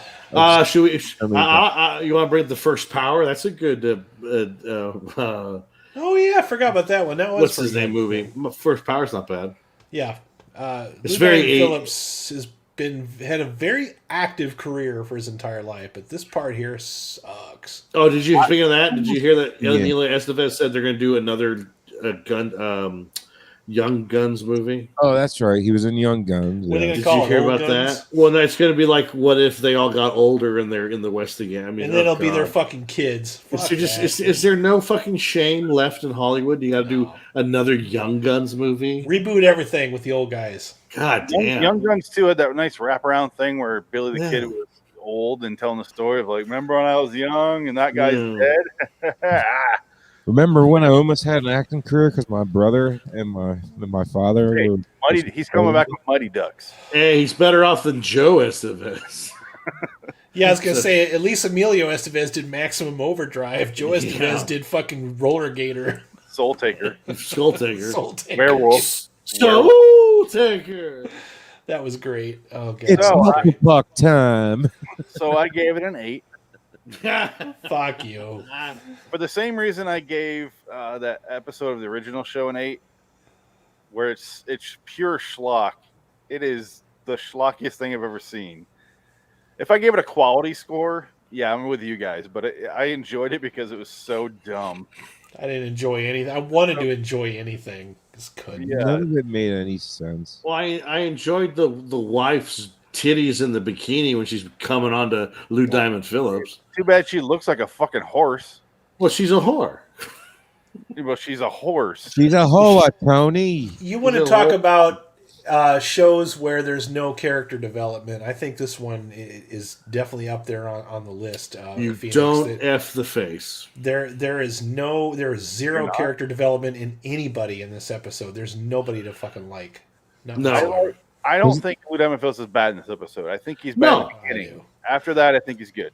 It's not even that. It's just the story doesn't work. It's just like every time it's like which is it? He realizes he's in a prison in a dream sequence. He looked like he was as bored as I was watching this. Yeah, Like he probably knew it was dog shit. He's like, fuck this. You know, it was just. You better hope my check clears, CBS. You cheap fucking bastards. You know. UPN. Yeah, especially UPN. It's like I'd have been like trying to clear that check before I even fucking showed up to the set.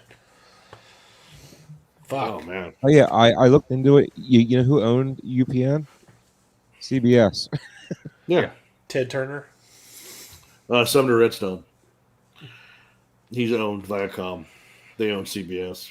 Desi Arnaz Jr. UPN. Paramount. Yep. Well, they used to. Desi Lou did own CBS at first, and then he sold it, I guess, to Sumner Redstone. And Star Trek would not exist without the Desi Lou empire. It's true. Yep. And then they bought Fender. For some reason, they bought. Is that a porno site or a gay porno site, or what is that? A guitar company. Oh, okay. Not FenderBender.com. FenderBender.com. Fender, like the guitar company. Surprise, motherfucker! Oh. That's why you don't own a Fender from like 66 to 82. You just don't. It just shows you how much that guy pumped up for that Dexter part, though, because he's pretty slim in this episode. Yeah, that black guy. He's really slim. I was shocked. I was like, oh, that's at first. It's like that is less of a character, but then you find out why he's not a character because he doesn't really exist. Yeah. Like, those people made sense, but it's like you don't really like your main character either, so... Well, let's set it up for people who have not seen this, because Lou Diamond Phillips is a pool cleaner, and then some guy comes up to him and is like, you must get mad, pussy. You must get, like, in the gash all day. And he's like, of course. Yeah. That was so annoying. Yeah, that was annoying. I was just thinking, when I grow up... When I grow up, I want to be a fucking pool guy. Yeah, that's the way. That's the life, man. Fuck being a porn star. I want to be a Airhead pool guy. taught me pool guys get it. Yeah, they're drummers in bands, and they fuck everyone. Wives. Yep. Dave Grohl. Adam Sandler. Adam Sandler. Was Dave Grohl a pool guy? Pip. No, but he's a drummer. What was his name? Pip. Pip. Yeah. Yep. And Pip is my man with a gun, and he says I can get to say right. Pip? I don't think Right, I ever dude. saw Airheads all the way through ever. I can quote the movie from beginning to end. Dave Grohl's fun to Thank listen you. to, though. He deserved to leave for that. He's a funny guy. You should watch Airheads. It's a fun movie. I'm sure it's good. I just don't. I've seen it. One of those movies I just never got around to seeing. I don't hate it. It's pretty good.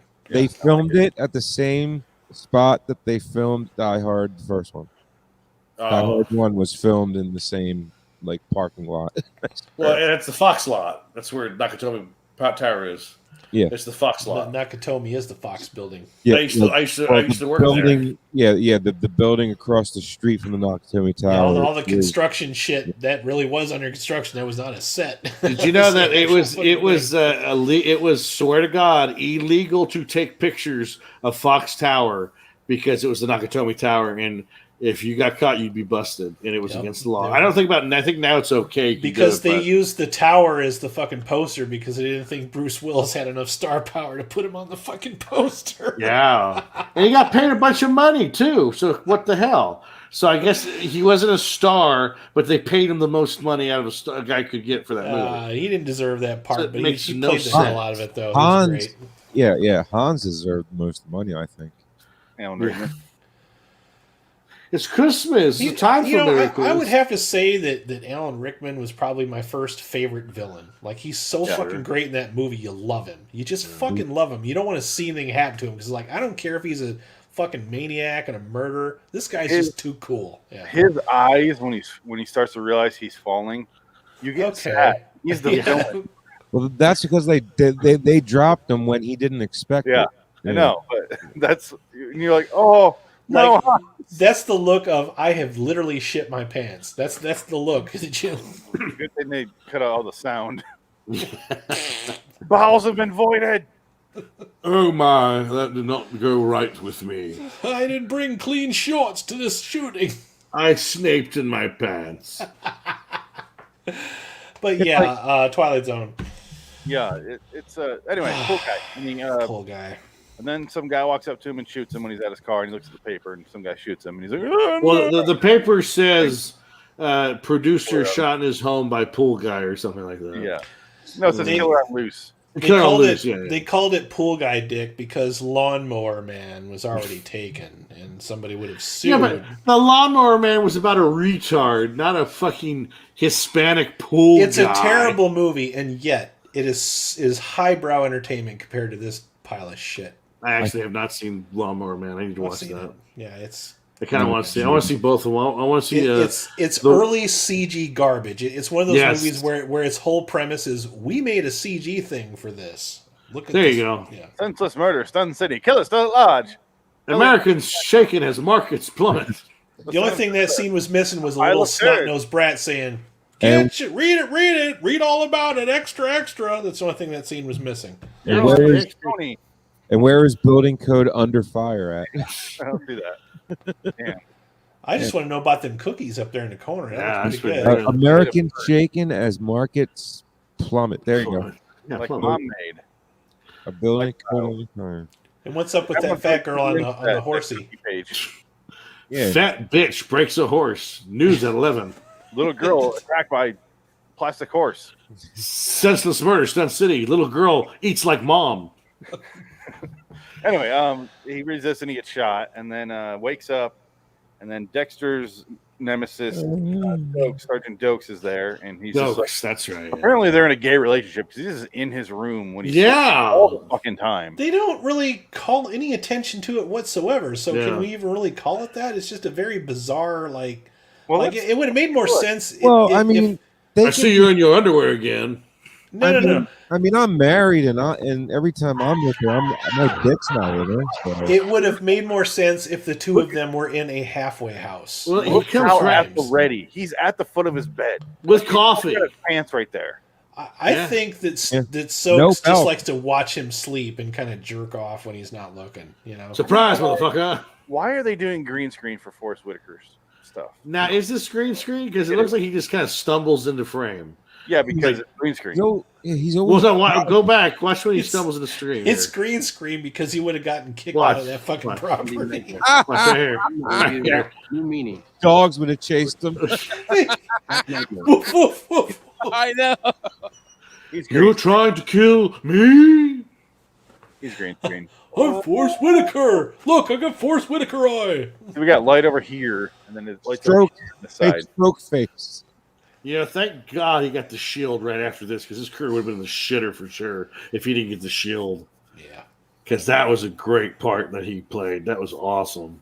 Phenomenon. If we're questioning if he's a Phenomenon was 1996, Frank. It's the only thing I know him from. That was 10 years before this. Terrible movie. Clearly in a gay relationship. Yeah, look at that. He's sitting there in his boxers, hunched over. I love you. Well, he's getting ready. He's getting ready. Hold on, Adam. He's getting ready at the dresser in the room. They're in a gay relationship. He's not at his dresser. He's at their dresser.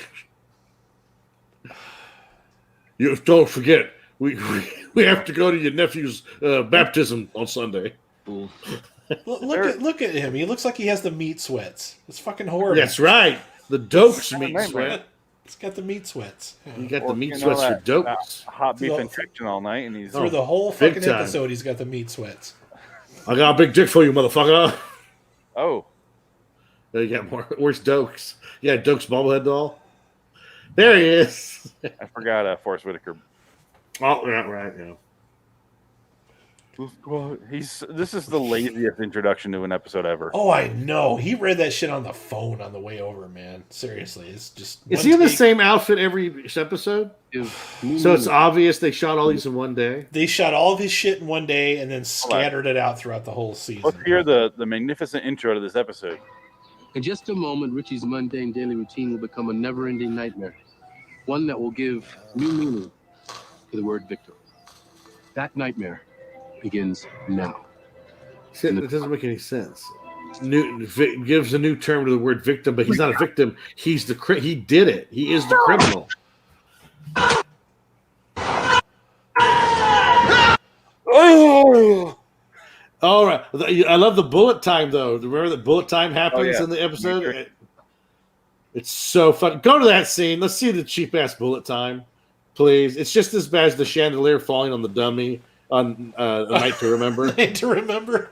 It's almost on par with that.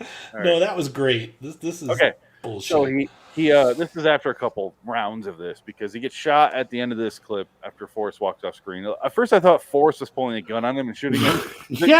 Into the gun, but he wakes up, he talks to his lover, and he goes to work or where the fuck he does. Motherfucker. And then he's talking to the blonde or the girl in the bikini, who I believe is me on our poster for this show. I can't remember.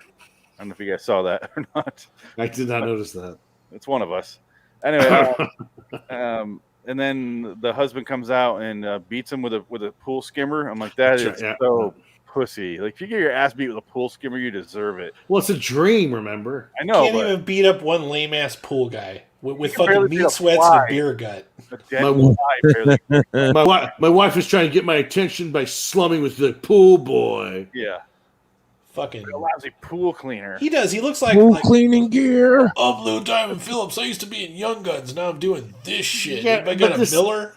This guy's supposed to be like a movie producer, and he's in like a suit from the Men's Warehouse. He looks like a cheap ass suit.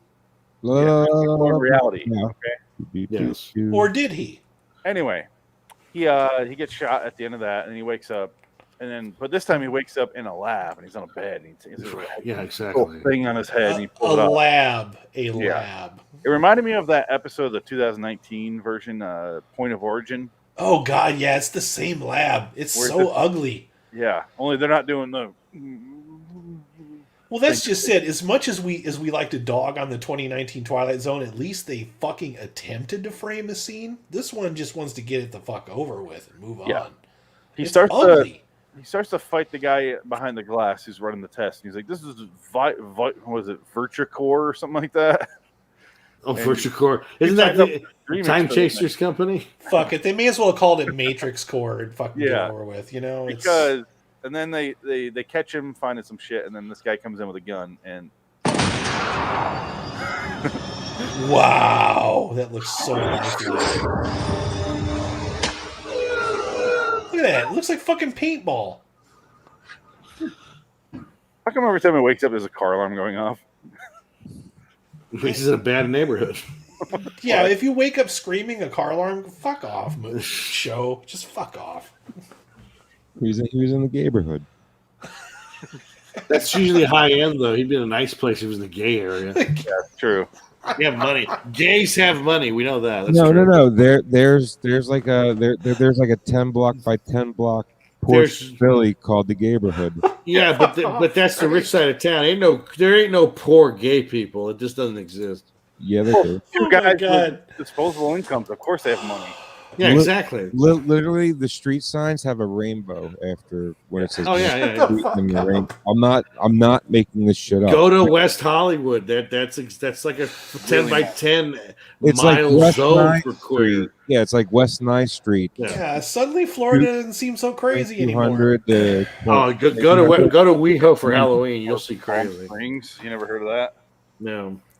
Well, they have like this. I think it's La Cienega is the border for the lesbians and the gays because they don't get along. There's like a border war going on, and no one talks about it. They build a wall. I think, dude, it's kind of funny. It's very, very gay though. A gay wall? It's a gay wall. It's very queer. It's very pink. So I've heard of the gay bomb. Not very heavy. It's made of boas.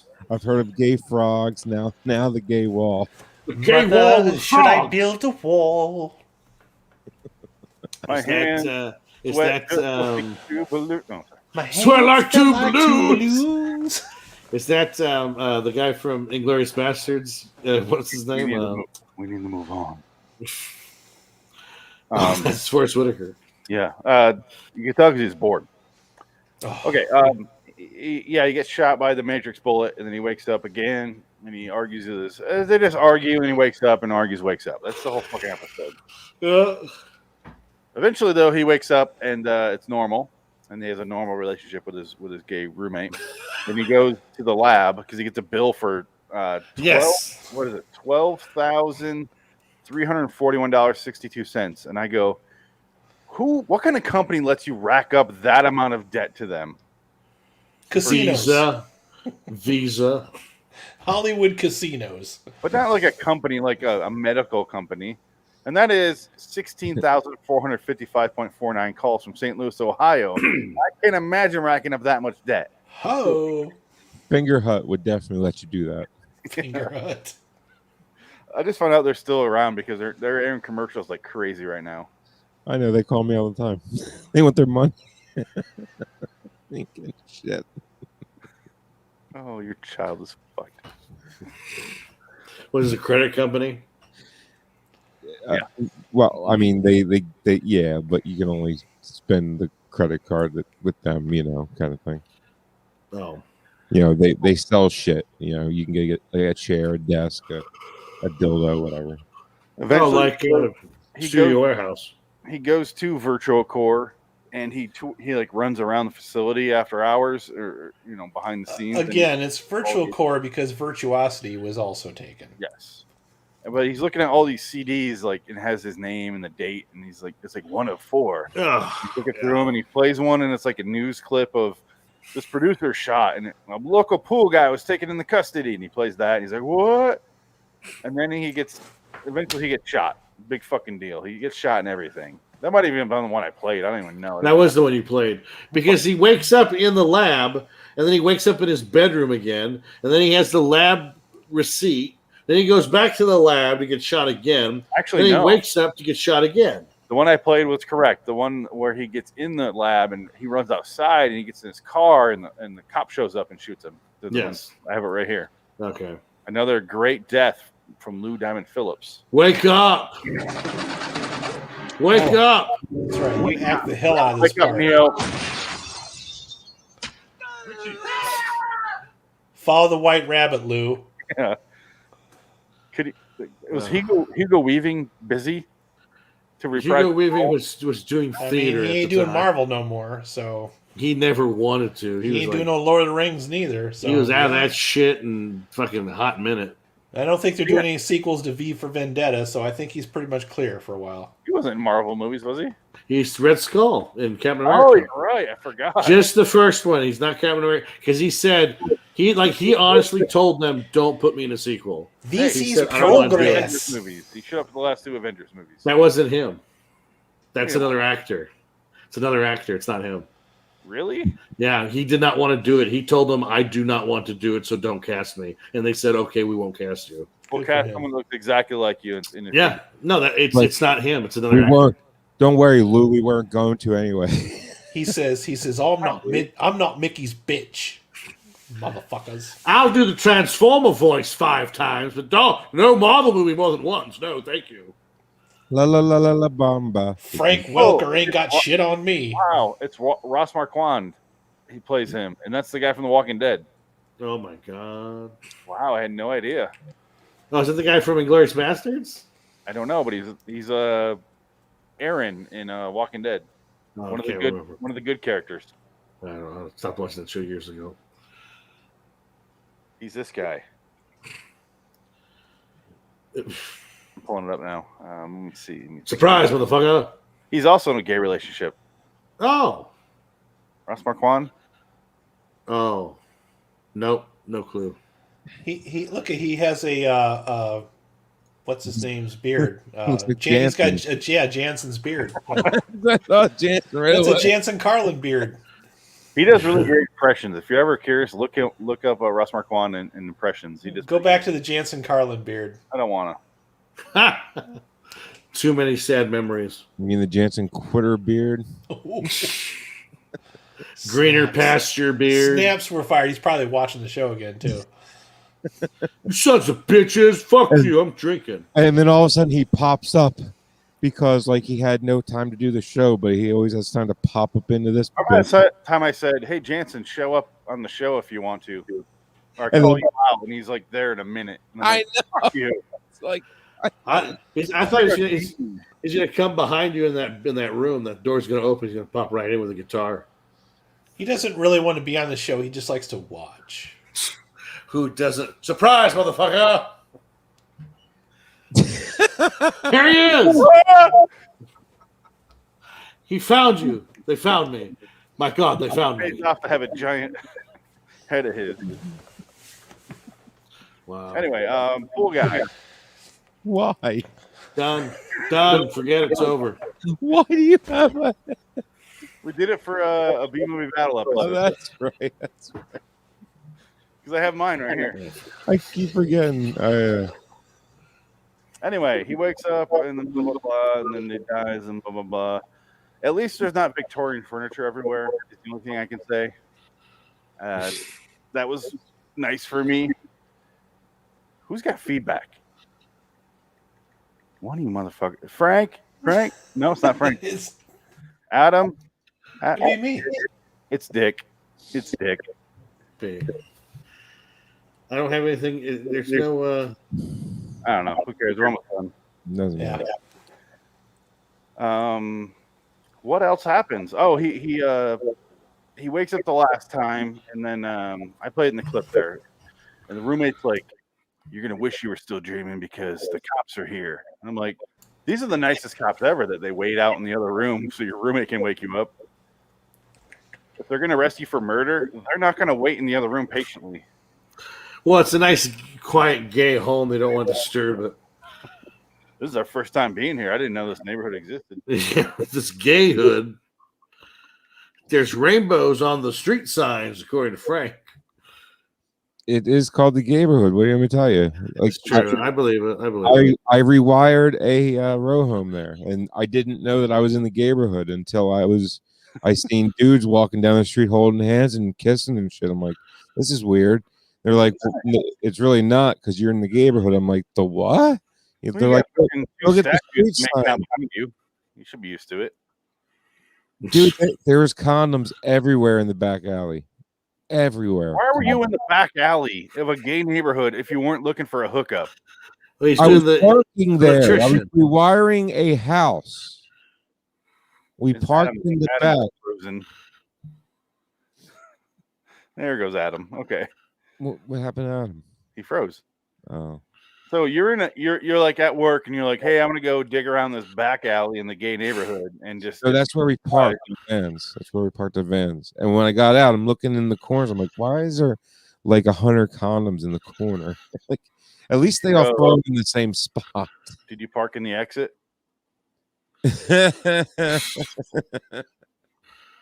I think you were looking for something. That's what it sounds like to me. I don't care, but you were looking for love in all the wrong places. No, the right places. It's the like tight places. It's like you don't know how many Camaros are on the road until you buy a Camaro. You know what I'm saying? It's one of those things. You don't know how gay you are till you go to the gay neighborhood. I get it. Okay. Well, no, you just don't know. You don't know how many cocksuckers are around you until you find out you're in the neighborhood. Adam goes, no internet. That's wacky. Yeah, fucking A. And I say that with nothing but respect. I mean, I don't. Oh, okay. Yeah. Let's say. What else we got to go over? I wrote down the last shot pissed me off. I don't even know what it was. It's the he's in the bed, in right? the bed with the thing on, and you know what this is? This is the beginning of the simulation theory, basically. Well, the Matrix already came out. Yeah. Okay, fine. Hey, he's alive. He came back. Yeah, he's Fucking laying in shit the in bed, it. and then we have two people going over the exposition like crazy, and then it's like, well, he's in there for life or for 10 years while we can torture his mind, and right now he's in the acceptance phase, and He's in the Matrix. And the one guy goes, he's getting off easy, and I was like, this is way worse than being in prison. Are you fucking kidding me? Well, also, wouldn't this be more expensive to maintain than just having him sit in a fucking 6x6 cell and feed him fucking dog food every day? They said this was an experiment, so that they don't know if this was going to take over for the rest of the prisons yet. You still have to feed him. You still have to feed him and shit. Well, he's got intravenous feeding. They give him insurers. He's fine. Well, think about Demolition Man. They freeze I him. was just gonna say they just freeze them. Cryo sleep would make a lot more sense. Demolition Man is a way smarter script too. But it's also way expensive to do a cryo lab. It's really expensive. So yes, yeah, and like watching your wife bang on a big ice cube that used to be your husband. Yeah, we don't know how. We don't know what year it is. It could be You like got a Marlboro? for all we know. A Marlboro. You got a cigarette? Any cigarette? Smoking's illegal. And that means some asshole has to make up all these programs just to shove into one guy's brain and have him fucking relive all these synapses. It's so fucking stupid. The whole How thing is dumb. a 10-year hell worse, easier, getting off easy compared to going to prison for your life? And getting shanked and fucked in the ass. I don't know. I'd rather Unless well, he he's is getting that in the dream world by yeah surprise motherfucker. Soaks, Yeah. yes, Soaks is doing it. Yeah, sex motherfucker. Yeah, I mean, surprise, Richie Valentine or Richie. That's how you I mean, Yeah, you might get lucky, go to jail, and not have to deal with gay that's sex. not happening. You know what I'm saying? tired of hearing about Richie. I saw Oz. You can't escape it. So have I. Yeah, and Beecher, man. Wow. You ever been inside? They eat people like us. Beecher. What a character development Beecher went through. From beginning to end. Wow. My ass can take more of a pounding than my brain can. So I'd rather go to actual prison than this fucking thing. This little federal pound me in the ass prison. Yeah, goddamn right. Federal fuck me in the ass prison. Pound me in the ass prison. That's from Office Space. Yeah. No, it's fuck me in the ass. Is it? No, it's federal. No, it's federal pound me in the ass. Yeah, I thought it was federal fuck. It wasn't that graphic because it was rated R. Pound me in the ass prison. That would make it rated X because that'd be sexualized. You can't do sexualized. No, they can rated R. Look at this fucking picture here. Yeah, you're probably right. Sorry for the audio people, don't. I'm pointing to a picture of Forrest Whitaker. He's got this look on his face like, motherfucker, my check better clear. I'm gonna beat your monkey ass. God damn it! Look on his face. I'm on the UPN. God damn it! You better make sure my check clears. Don't make me come back here looking for you. My check didn't clear? Just because we're bereaved doesn't make us sad. I ain't Marlon Brando, motherfucker. I ain't got that kind of money. He's not doing the accent. The accent. He doesn't have an accent. Exactly. Adam's doing an accent. Well, he's got. Am I doing an accent, or is that a Florida accent? I think it might be a Florida accent. No, it's not. You're not from Florida. You moved to Florida at age 42. You don't 40. No, actually, you're off. 40. Maybe it was 42. Aha! He's practically a native. 43. Yeah. Those last 4 years have really. Jesus. Florida changes people. He's like Madonna, where he goes on a trip for 3 weeks to England, and suddenly she has a fucking accent. I'm Madonna. Dumped in her. I'm Madonna. I'm married to Guy Ritchie. I've always had this accent. Guy Ritchie finally got rid of that bitch. He started making good movies again. Smartest thing he ever did. Yeah. I've watched The Gentleman 52 times in the last month. I need to get that. I need to go buy that. Great. Worth it. Why can't we watch that instead of this fucking dog shit? We're not doing the Guy Ritchie show. No, that's next week. There you go. Once you get rid of all the John Carpenters, we'll do that. Yeah. I don't know though. Guy Ritchie could be just as bad though, because it's like I don't want to watch the King Arthur movie. I don't want to watch Swept Away. I don't want to watch. Wasn't that bad? Did you say Schwepped? Did you say Swept Away? Shrek'd Away. Shrek'd Away. Oh, fuck Shrek on a beach. It's weird. Oh my gosh. So the one that we watched last week with Robin Tooney, like we thought that one was pretty bad, but that one was at least trying. Way worse. This one is so lazy. It's so lazy. The Robin Tooney one was just too cute. It was like I said, it was like an after school special. It was like it was too happy to be for the Hallmark Channel. Yeah. This one here doesn't belong anywhere. This is like insulting as to how much it rips off of everything that's in like hip and cool. Oh, kids love that Matrix. We got to do an episode like that. This smells like a producer wrote it. They fucking literally wrote it. You know, this almost felt like a really bad Tales from the Crypt. Yeah, no, because to be a Tales from the Crypt episode, it would have to like not make any sense. Like this one, it makes sense. It's dumber as it unfolds. It's like Dick said. It's like a sweater that keeps unraveling, and the more they try to make it interesting, the more dumb it gets. There would definitely be gay sex in this if this was a Tales from the Crypt. Yeah. So it's the gate. Basically, what this should have been called is the Gatrix. And there would have been more vintage furniture, especially in the gay apartment because they love that shit. They shared a vanity. They shared a fucking dresser. A vintage vanity. Again, would have made more sense if they were in a halfway house, but they don't really make any indication. You know something else? Another opportunity that they fucked up with this. It's called Pool Guy. The last time he got killed, he should have gotten killed and showed him slow-mo falling into a pool. That would have been interesting. But that would have cost like underwater camera, which obviously this episode didn't have the budget for because it's shot shoot him in the water. It's shot like a beer commercial. All right. No, Lou Diamond Phillips was like, I ain't getting fucking wet. That's just one thing. I ain't getting wet. This isn't even a beer commercial. It's shot like a fucking Seagram's like fucking wine cooler commercial. You know how Lou Diamond Phillips got that really sweaty look going? He's like, I'm a method actor. I want to fuck dokes, and then I'll do the scene. This is sweat that I earned. Okay. Then he got ass pounding prison. He had a white racing strap on his back. Federal ass pounding prison. He got I don't know how else to explain this. I didn't think he was bad except the opening scene where he looks like he's hung the fuck over. But he looks like that through the whole episode, though. But he's supposed to. Yeah, sure. He's supposed to. Oh, you mean sure? He definitely meat sweats. He's got the meat sweats. Well, he is losing. He's slowly losing his fucking. Yeah, and that's the point. That's the point of it. This is where I don't agree with Adam. He's doing, but no, that's what he's supposed to look like. He's losing his mind, but the audience has lost their mind about halfway through it. It just. Oh shit! I forgot to change over. I'm really bad at these banners. You guys need to remind me. Okay, we'll bother you about it. There we go. Now we're doing Pool Guy. Welcome to LIW The Twilight in Review, episode 231. Pool Start Guy. over. This episode sucks. Don't watch at the end. It's like the dream that we had. This is a nightmare. We'll have it over and over again. We'll get shot and fall. Fucking 2 out of 10. Here's Filthy Twilight Zone. Wait, we did that. Shit.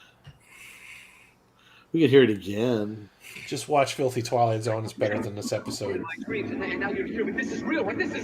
Alvarez's prison has no walls, no bars, not even a single guard.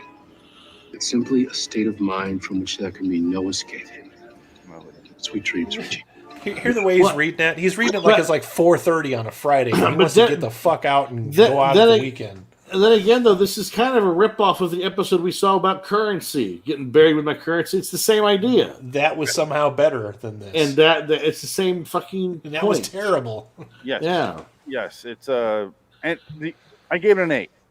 Because I don't think it's good. I think it's schlock, and I enjoyed it for that reason. I don't think it's good. I don't think it's good writing. I think it's awful. And that's why I enjoyed it, because I'm like, what the fuck are they doing?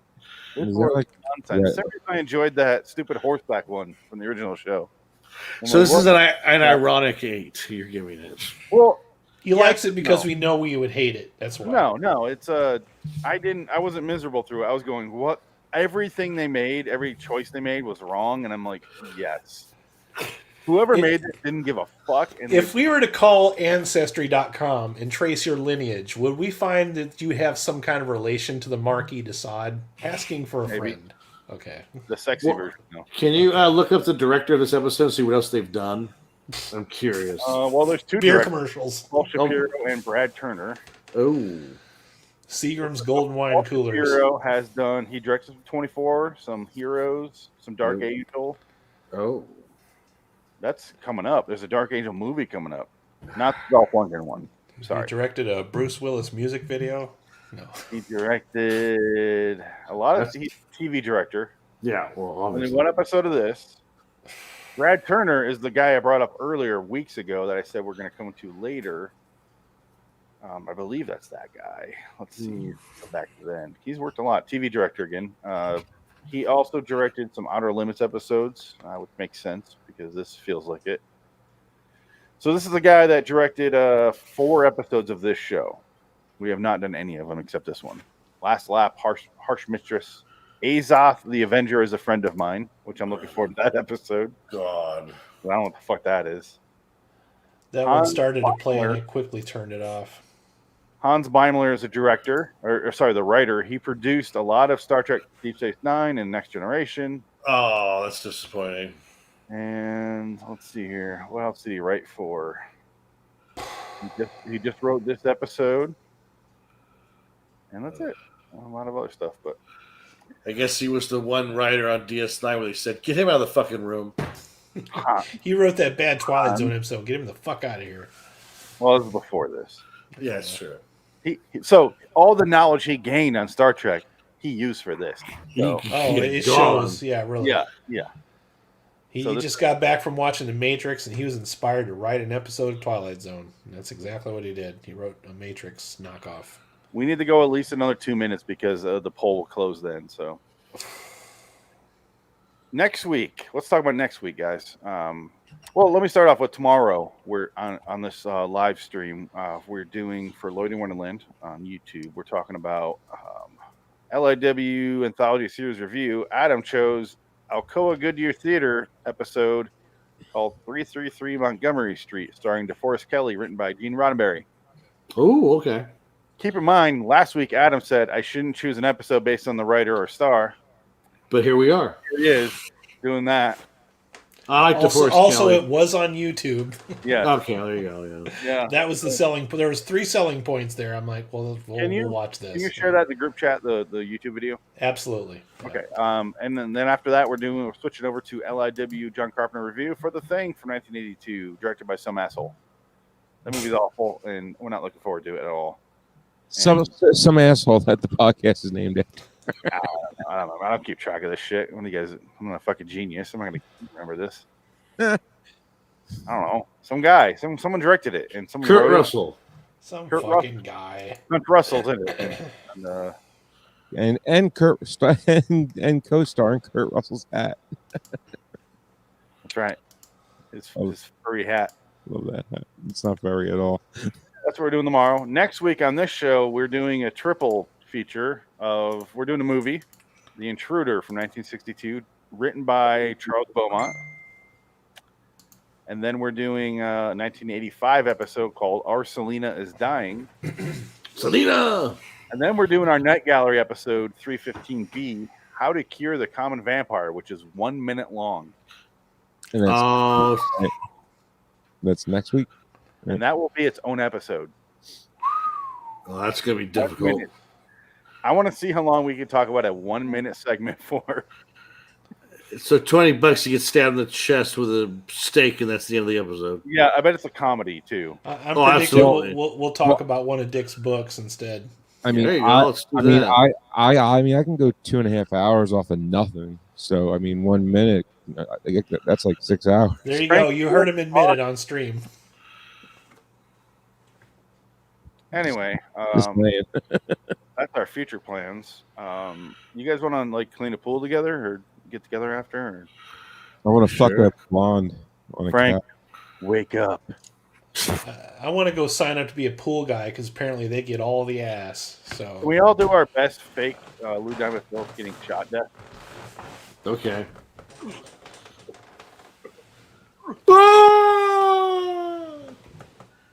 No! Tell me this is real. Yeah, that's very Dark Knight right there. That was this is what Batman has done to Gotham. I'm a man of my word. People die. Go. This keeps going on to be one big scar. Whenever he says that line, I go, yeah, because he goes, "Do I ever look like a man with a plan? I'm a dog chasing a car. I wonder what to do with that." And I'm like, "You made a huge plan." Yeah, you're really smart. You're very smart, Joker. You made a plan that was so smart that movie could have existed without any comic book characters whatsoever, and it still would have been badass. Yeah. Fuck yeah. Okay, it's official.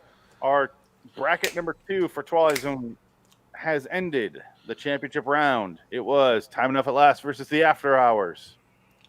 And guess what we're going to review? Time Enough at Last. Yes. Time Enough at Last won with 63.4% of the vote. Time Enough at Last. It won't be our next Redux. Our next Redux is Monsters Are Doing Maple Street. We're doing that in a few weeks. And then after that, whenever we choose a Redux, we're doing Time Enough at Last and then the After Hours. You should read my Twitter post before this ended. I try, but I don't speak Frank. I don't support Twitter. Sometimes I'm like, I don't know what the fuck he's saying here. You didn't get it? Which one? The one right underneath of the poll. It's the first one. The first comment. Let's take a look. It's almost like watching a bear slow-mo walk into the trap. Like you're just watching it happen. This is going to be a slaughterhouse of carnage. Plastic heads, legs, arms, and slightly flawed gold thimbles everywhere on a floor that doesn't exist. Deep. Thank you. It's a poem. It's a poem. A poem.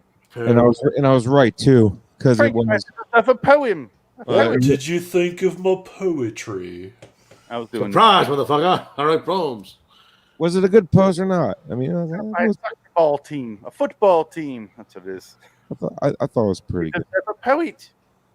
Well, the problem is you got two. Hot dog, caviar, football team. Buy me a football team. A poem. The boy fancies himself a poet. Okay. Let's get out of here. Right? Are we done? Yeah, we're done. Did you guys learn anything from Pool Guy? No? Cool. You had a chance to have a guy die and fall into a pool in slow motion. You fucking blew it. They blew everything in this episode. That's really kind of why I liked it. They blew everything except a budget. There's no budget in this episode. I appreciated their failure here. That's all I can say. They really very good. And blew this episode. I didn't hate it as much as you guys. Thank you, full of shit. You just want to be a contrarian. I scored it before we even got on here. He wants to be the contrarian, yep. Well, these guys are going to hate it, so I'm going to love it. No, I had no idea. RedDragonsRadio.com and the IndieSportsCarPodcast.com.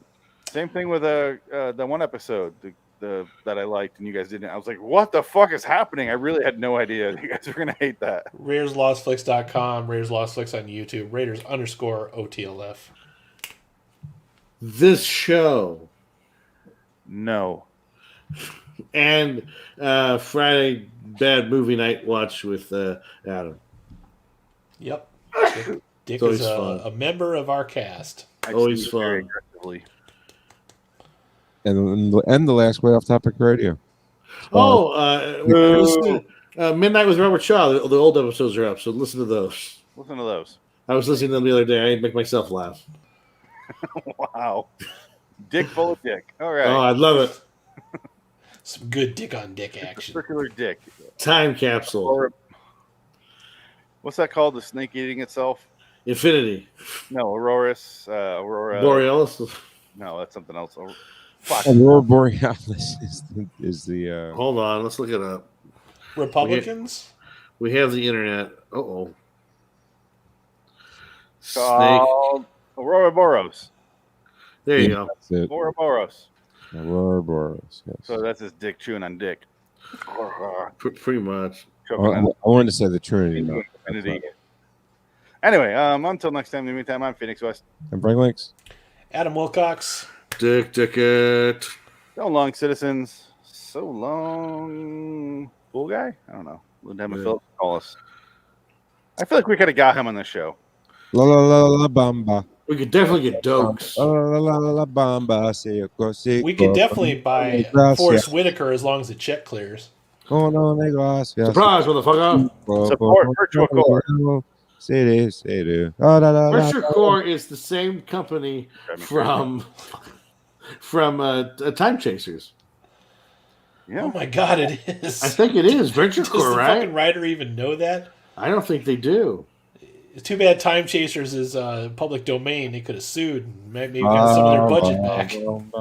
One of the budget. I use that loosely. One of my favorite MSTs is Time Chasers. Yeah, that's up there. That's a pretty high one. I just kicked Frank. I didn't shut up his cam. I kicked him. You know my two favorites. It's Pod People and Pod People's good. Fucking Space Mutiny. Yeah, I would say the top 10 for sure would be Space Mutiny, Giant Leeches.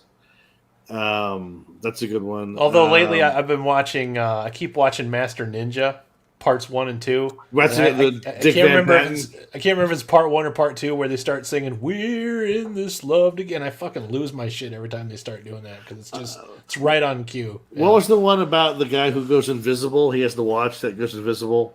Time Chasers.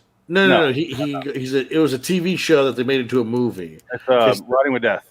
That's right. Yeah, Riding with Death. That one's funny. That one's good. And then what did they do? Yeah, that's a good one. You're as elusive as Robert Denby. That's that one. Robert Denby. Yeah, and then the Angels. Well, the one Jack Palance and the Angels. Revenge. The Angels Revenge. That's a good one. I just watched that one not too long ago. Jack Palance. Soul Taker, Werewolf, and Devil Doll. Werewolf is That's wonderful. Oh, Touch of Satan's funny. Oh, it's where the fish live. San Francisco International is a great one too. Yeah, that was pretty good. Whenever the kid's flying the plane by himself. Okay, well here's Frank. You done doing La Bamba? What did you learn? I flat out kicked you, Frank. I was like, did he really just boot me right to like that? Okay. What did you learn? It's because of your cultural appropriation of that song. Yeah, no more Spanish from you. You ignorant wretch. Your Spanish is worse than your English, ain't what he said. We're still recording on the podcast, by the way. Oh, good. I'm glad. Why the fuck not? I failed Spanish. No.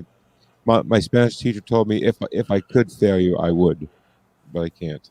So, Can I, since we're still on the air, can I reveal my John Carpenter pick? Since Frank picked. Yeah. Oh, yeah. I want to do Escape from New York. Okay. No. Because I just watched it recently.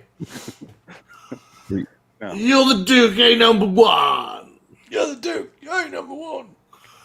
I thought you were dead. I thought you were dead.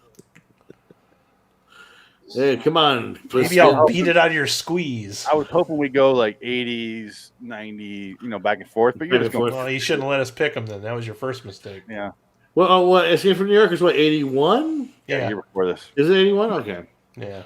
Did John Escape from L.A.? Well, that's 96. No. We'll move to that one. We can see Steve Buscemi and all. I think Escape from L.A. is a good movie. Hang 10, Snake. Hang 10.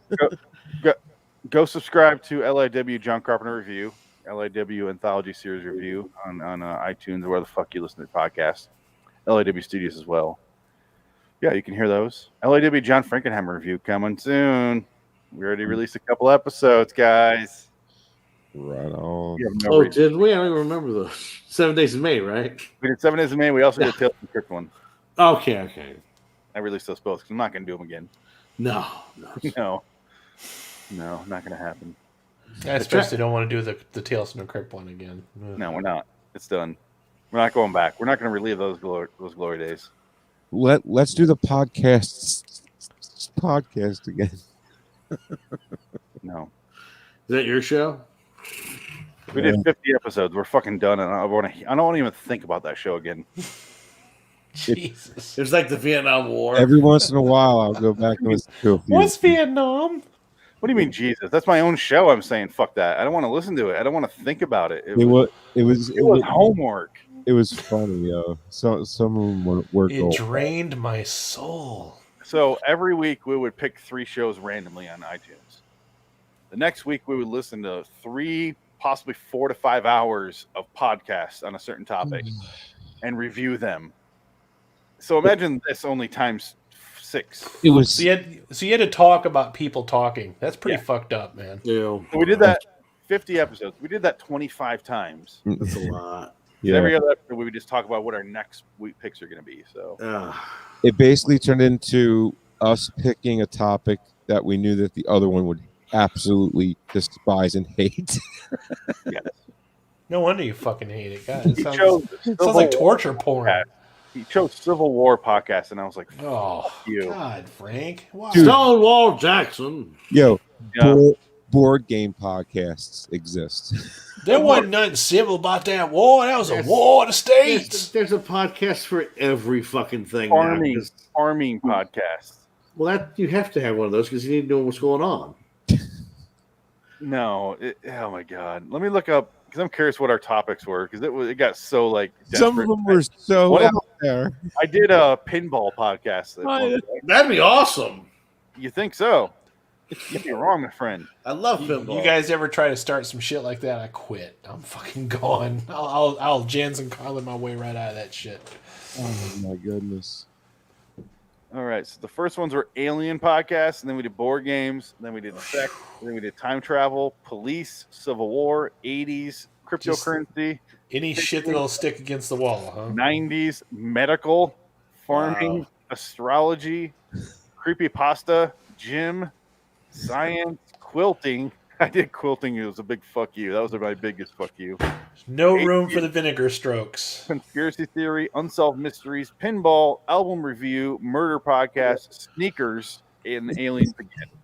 Was Creepypasta that channel has like a bunch of horror stories and stuff like that?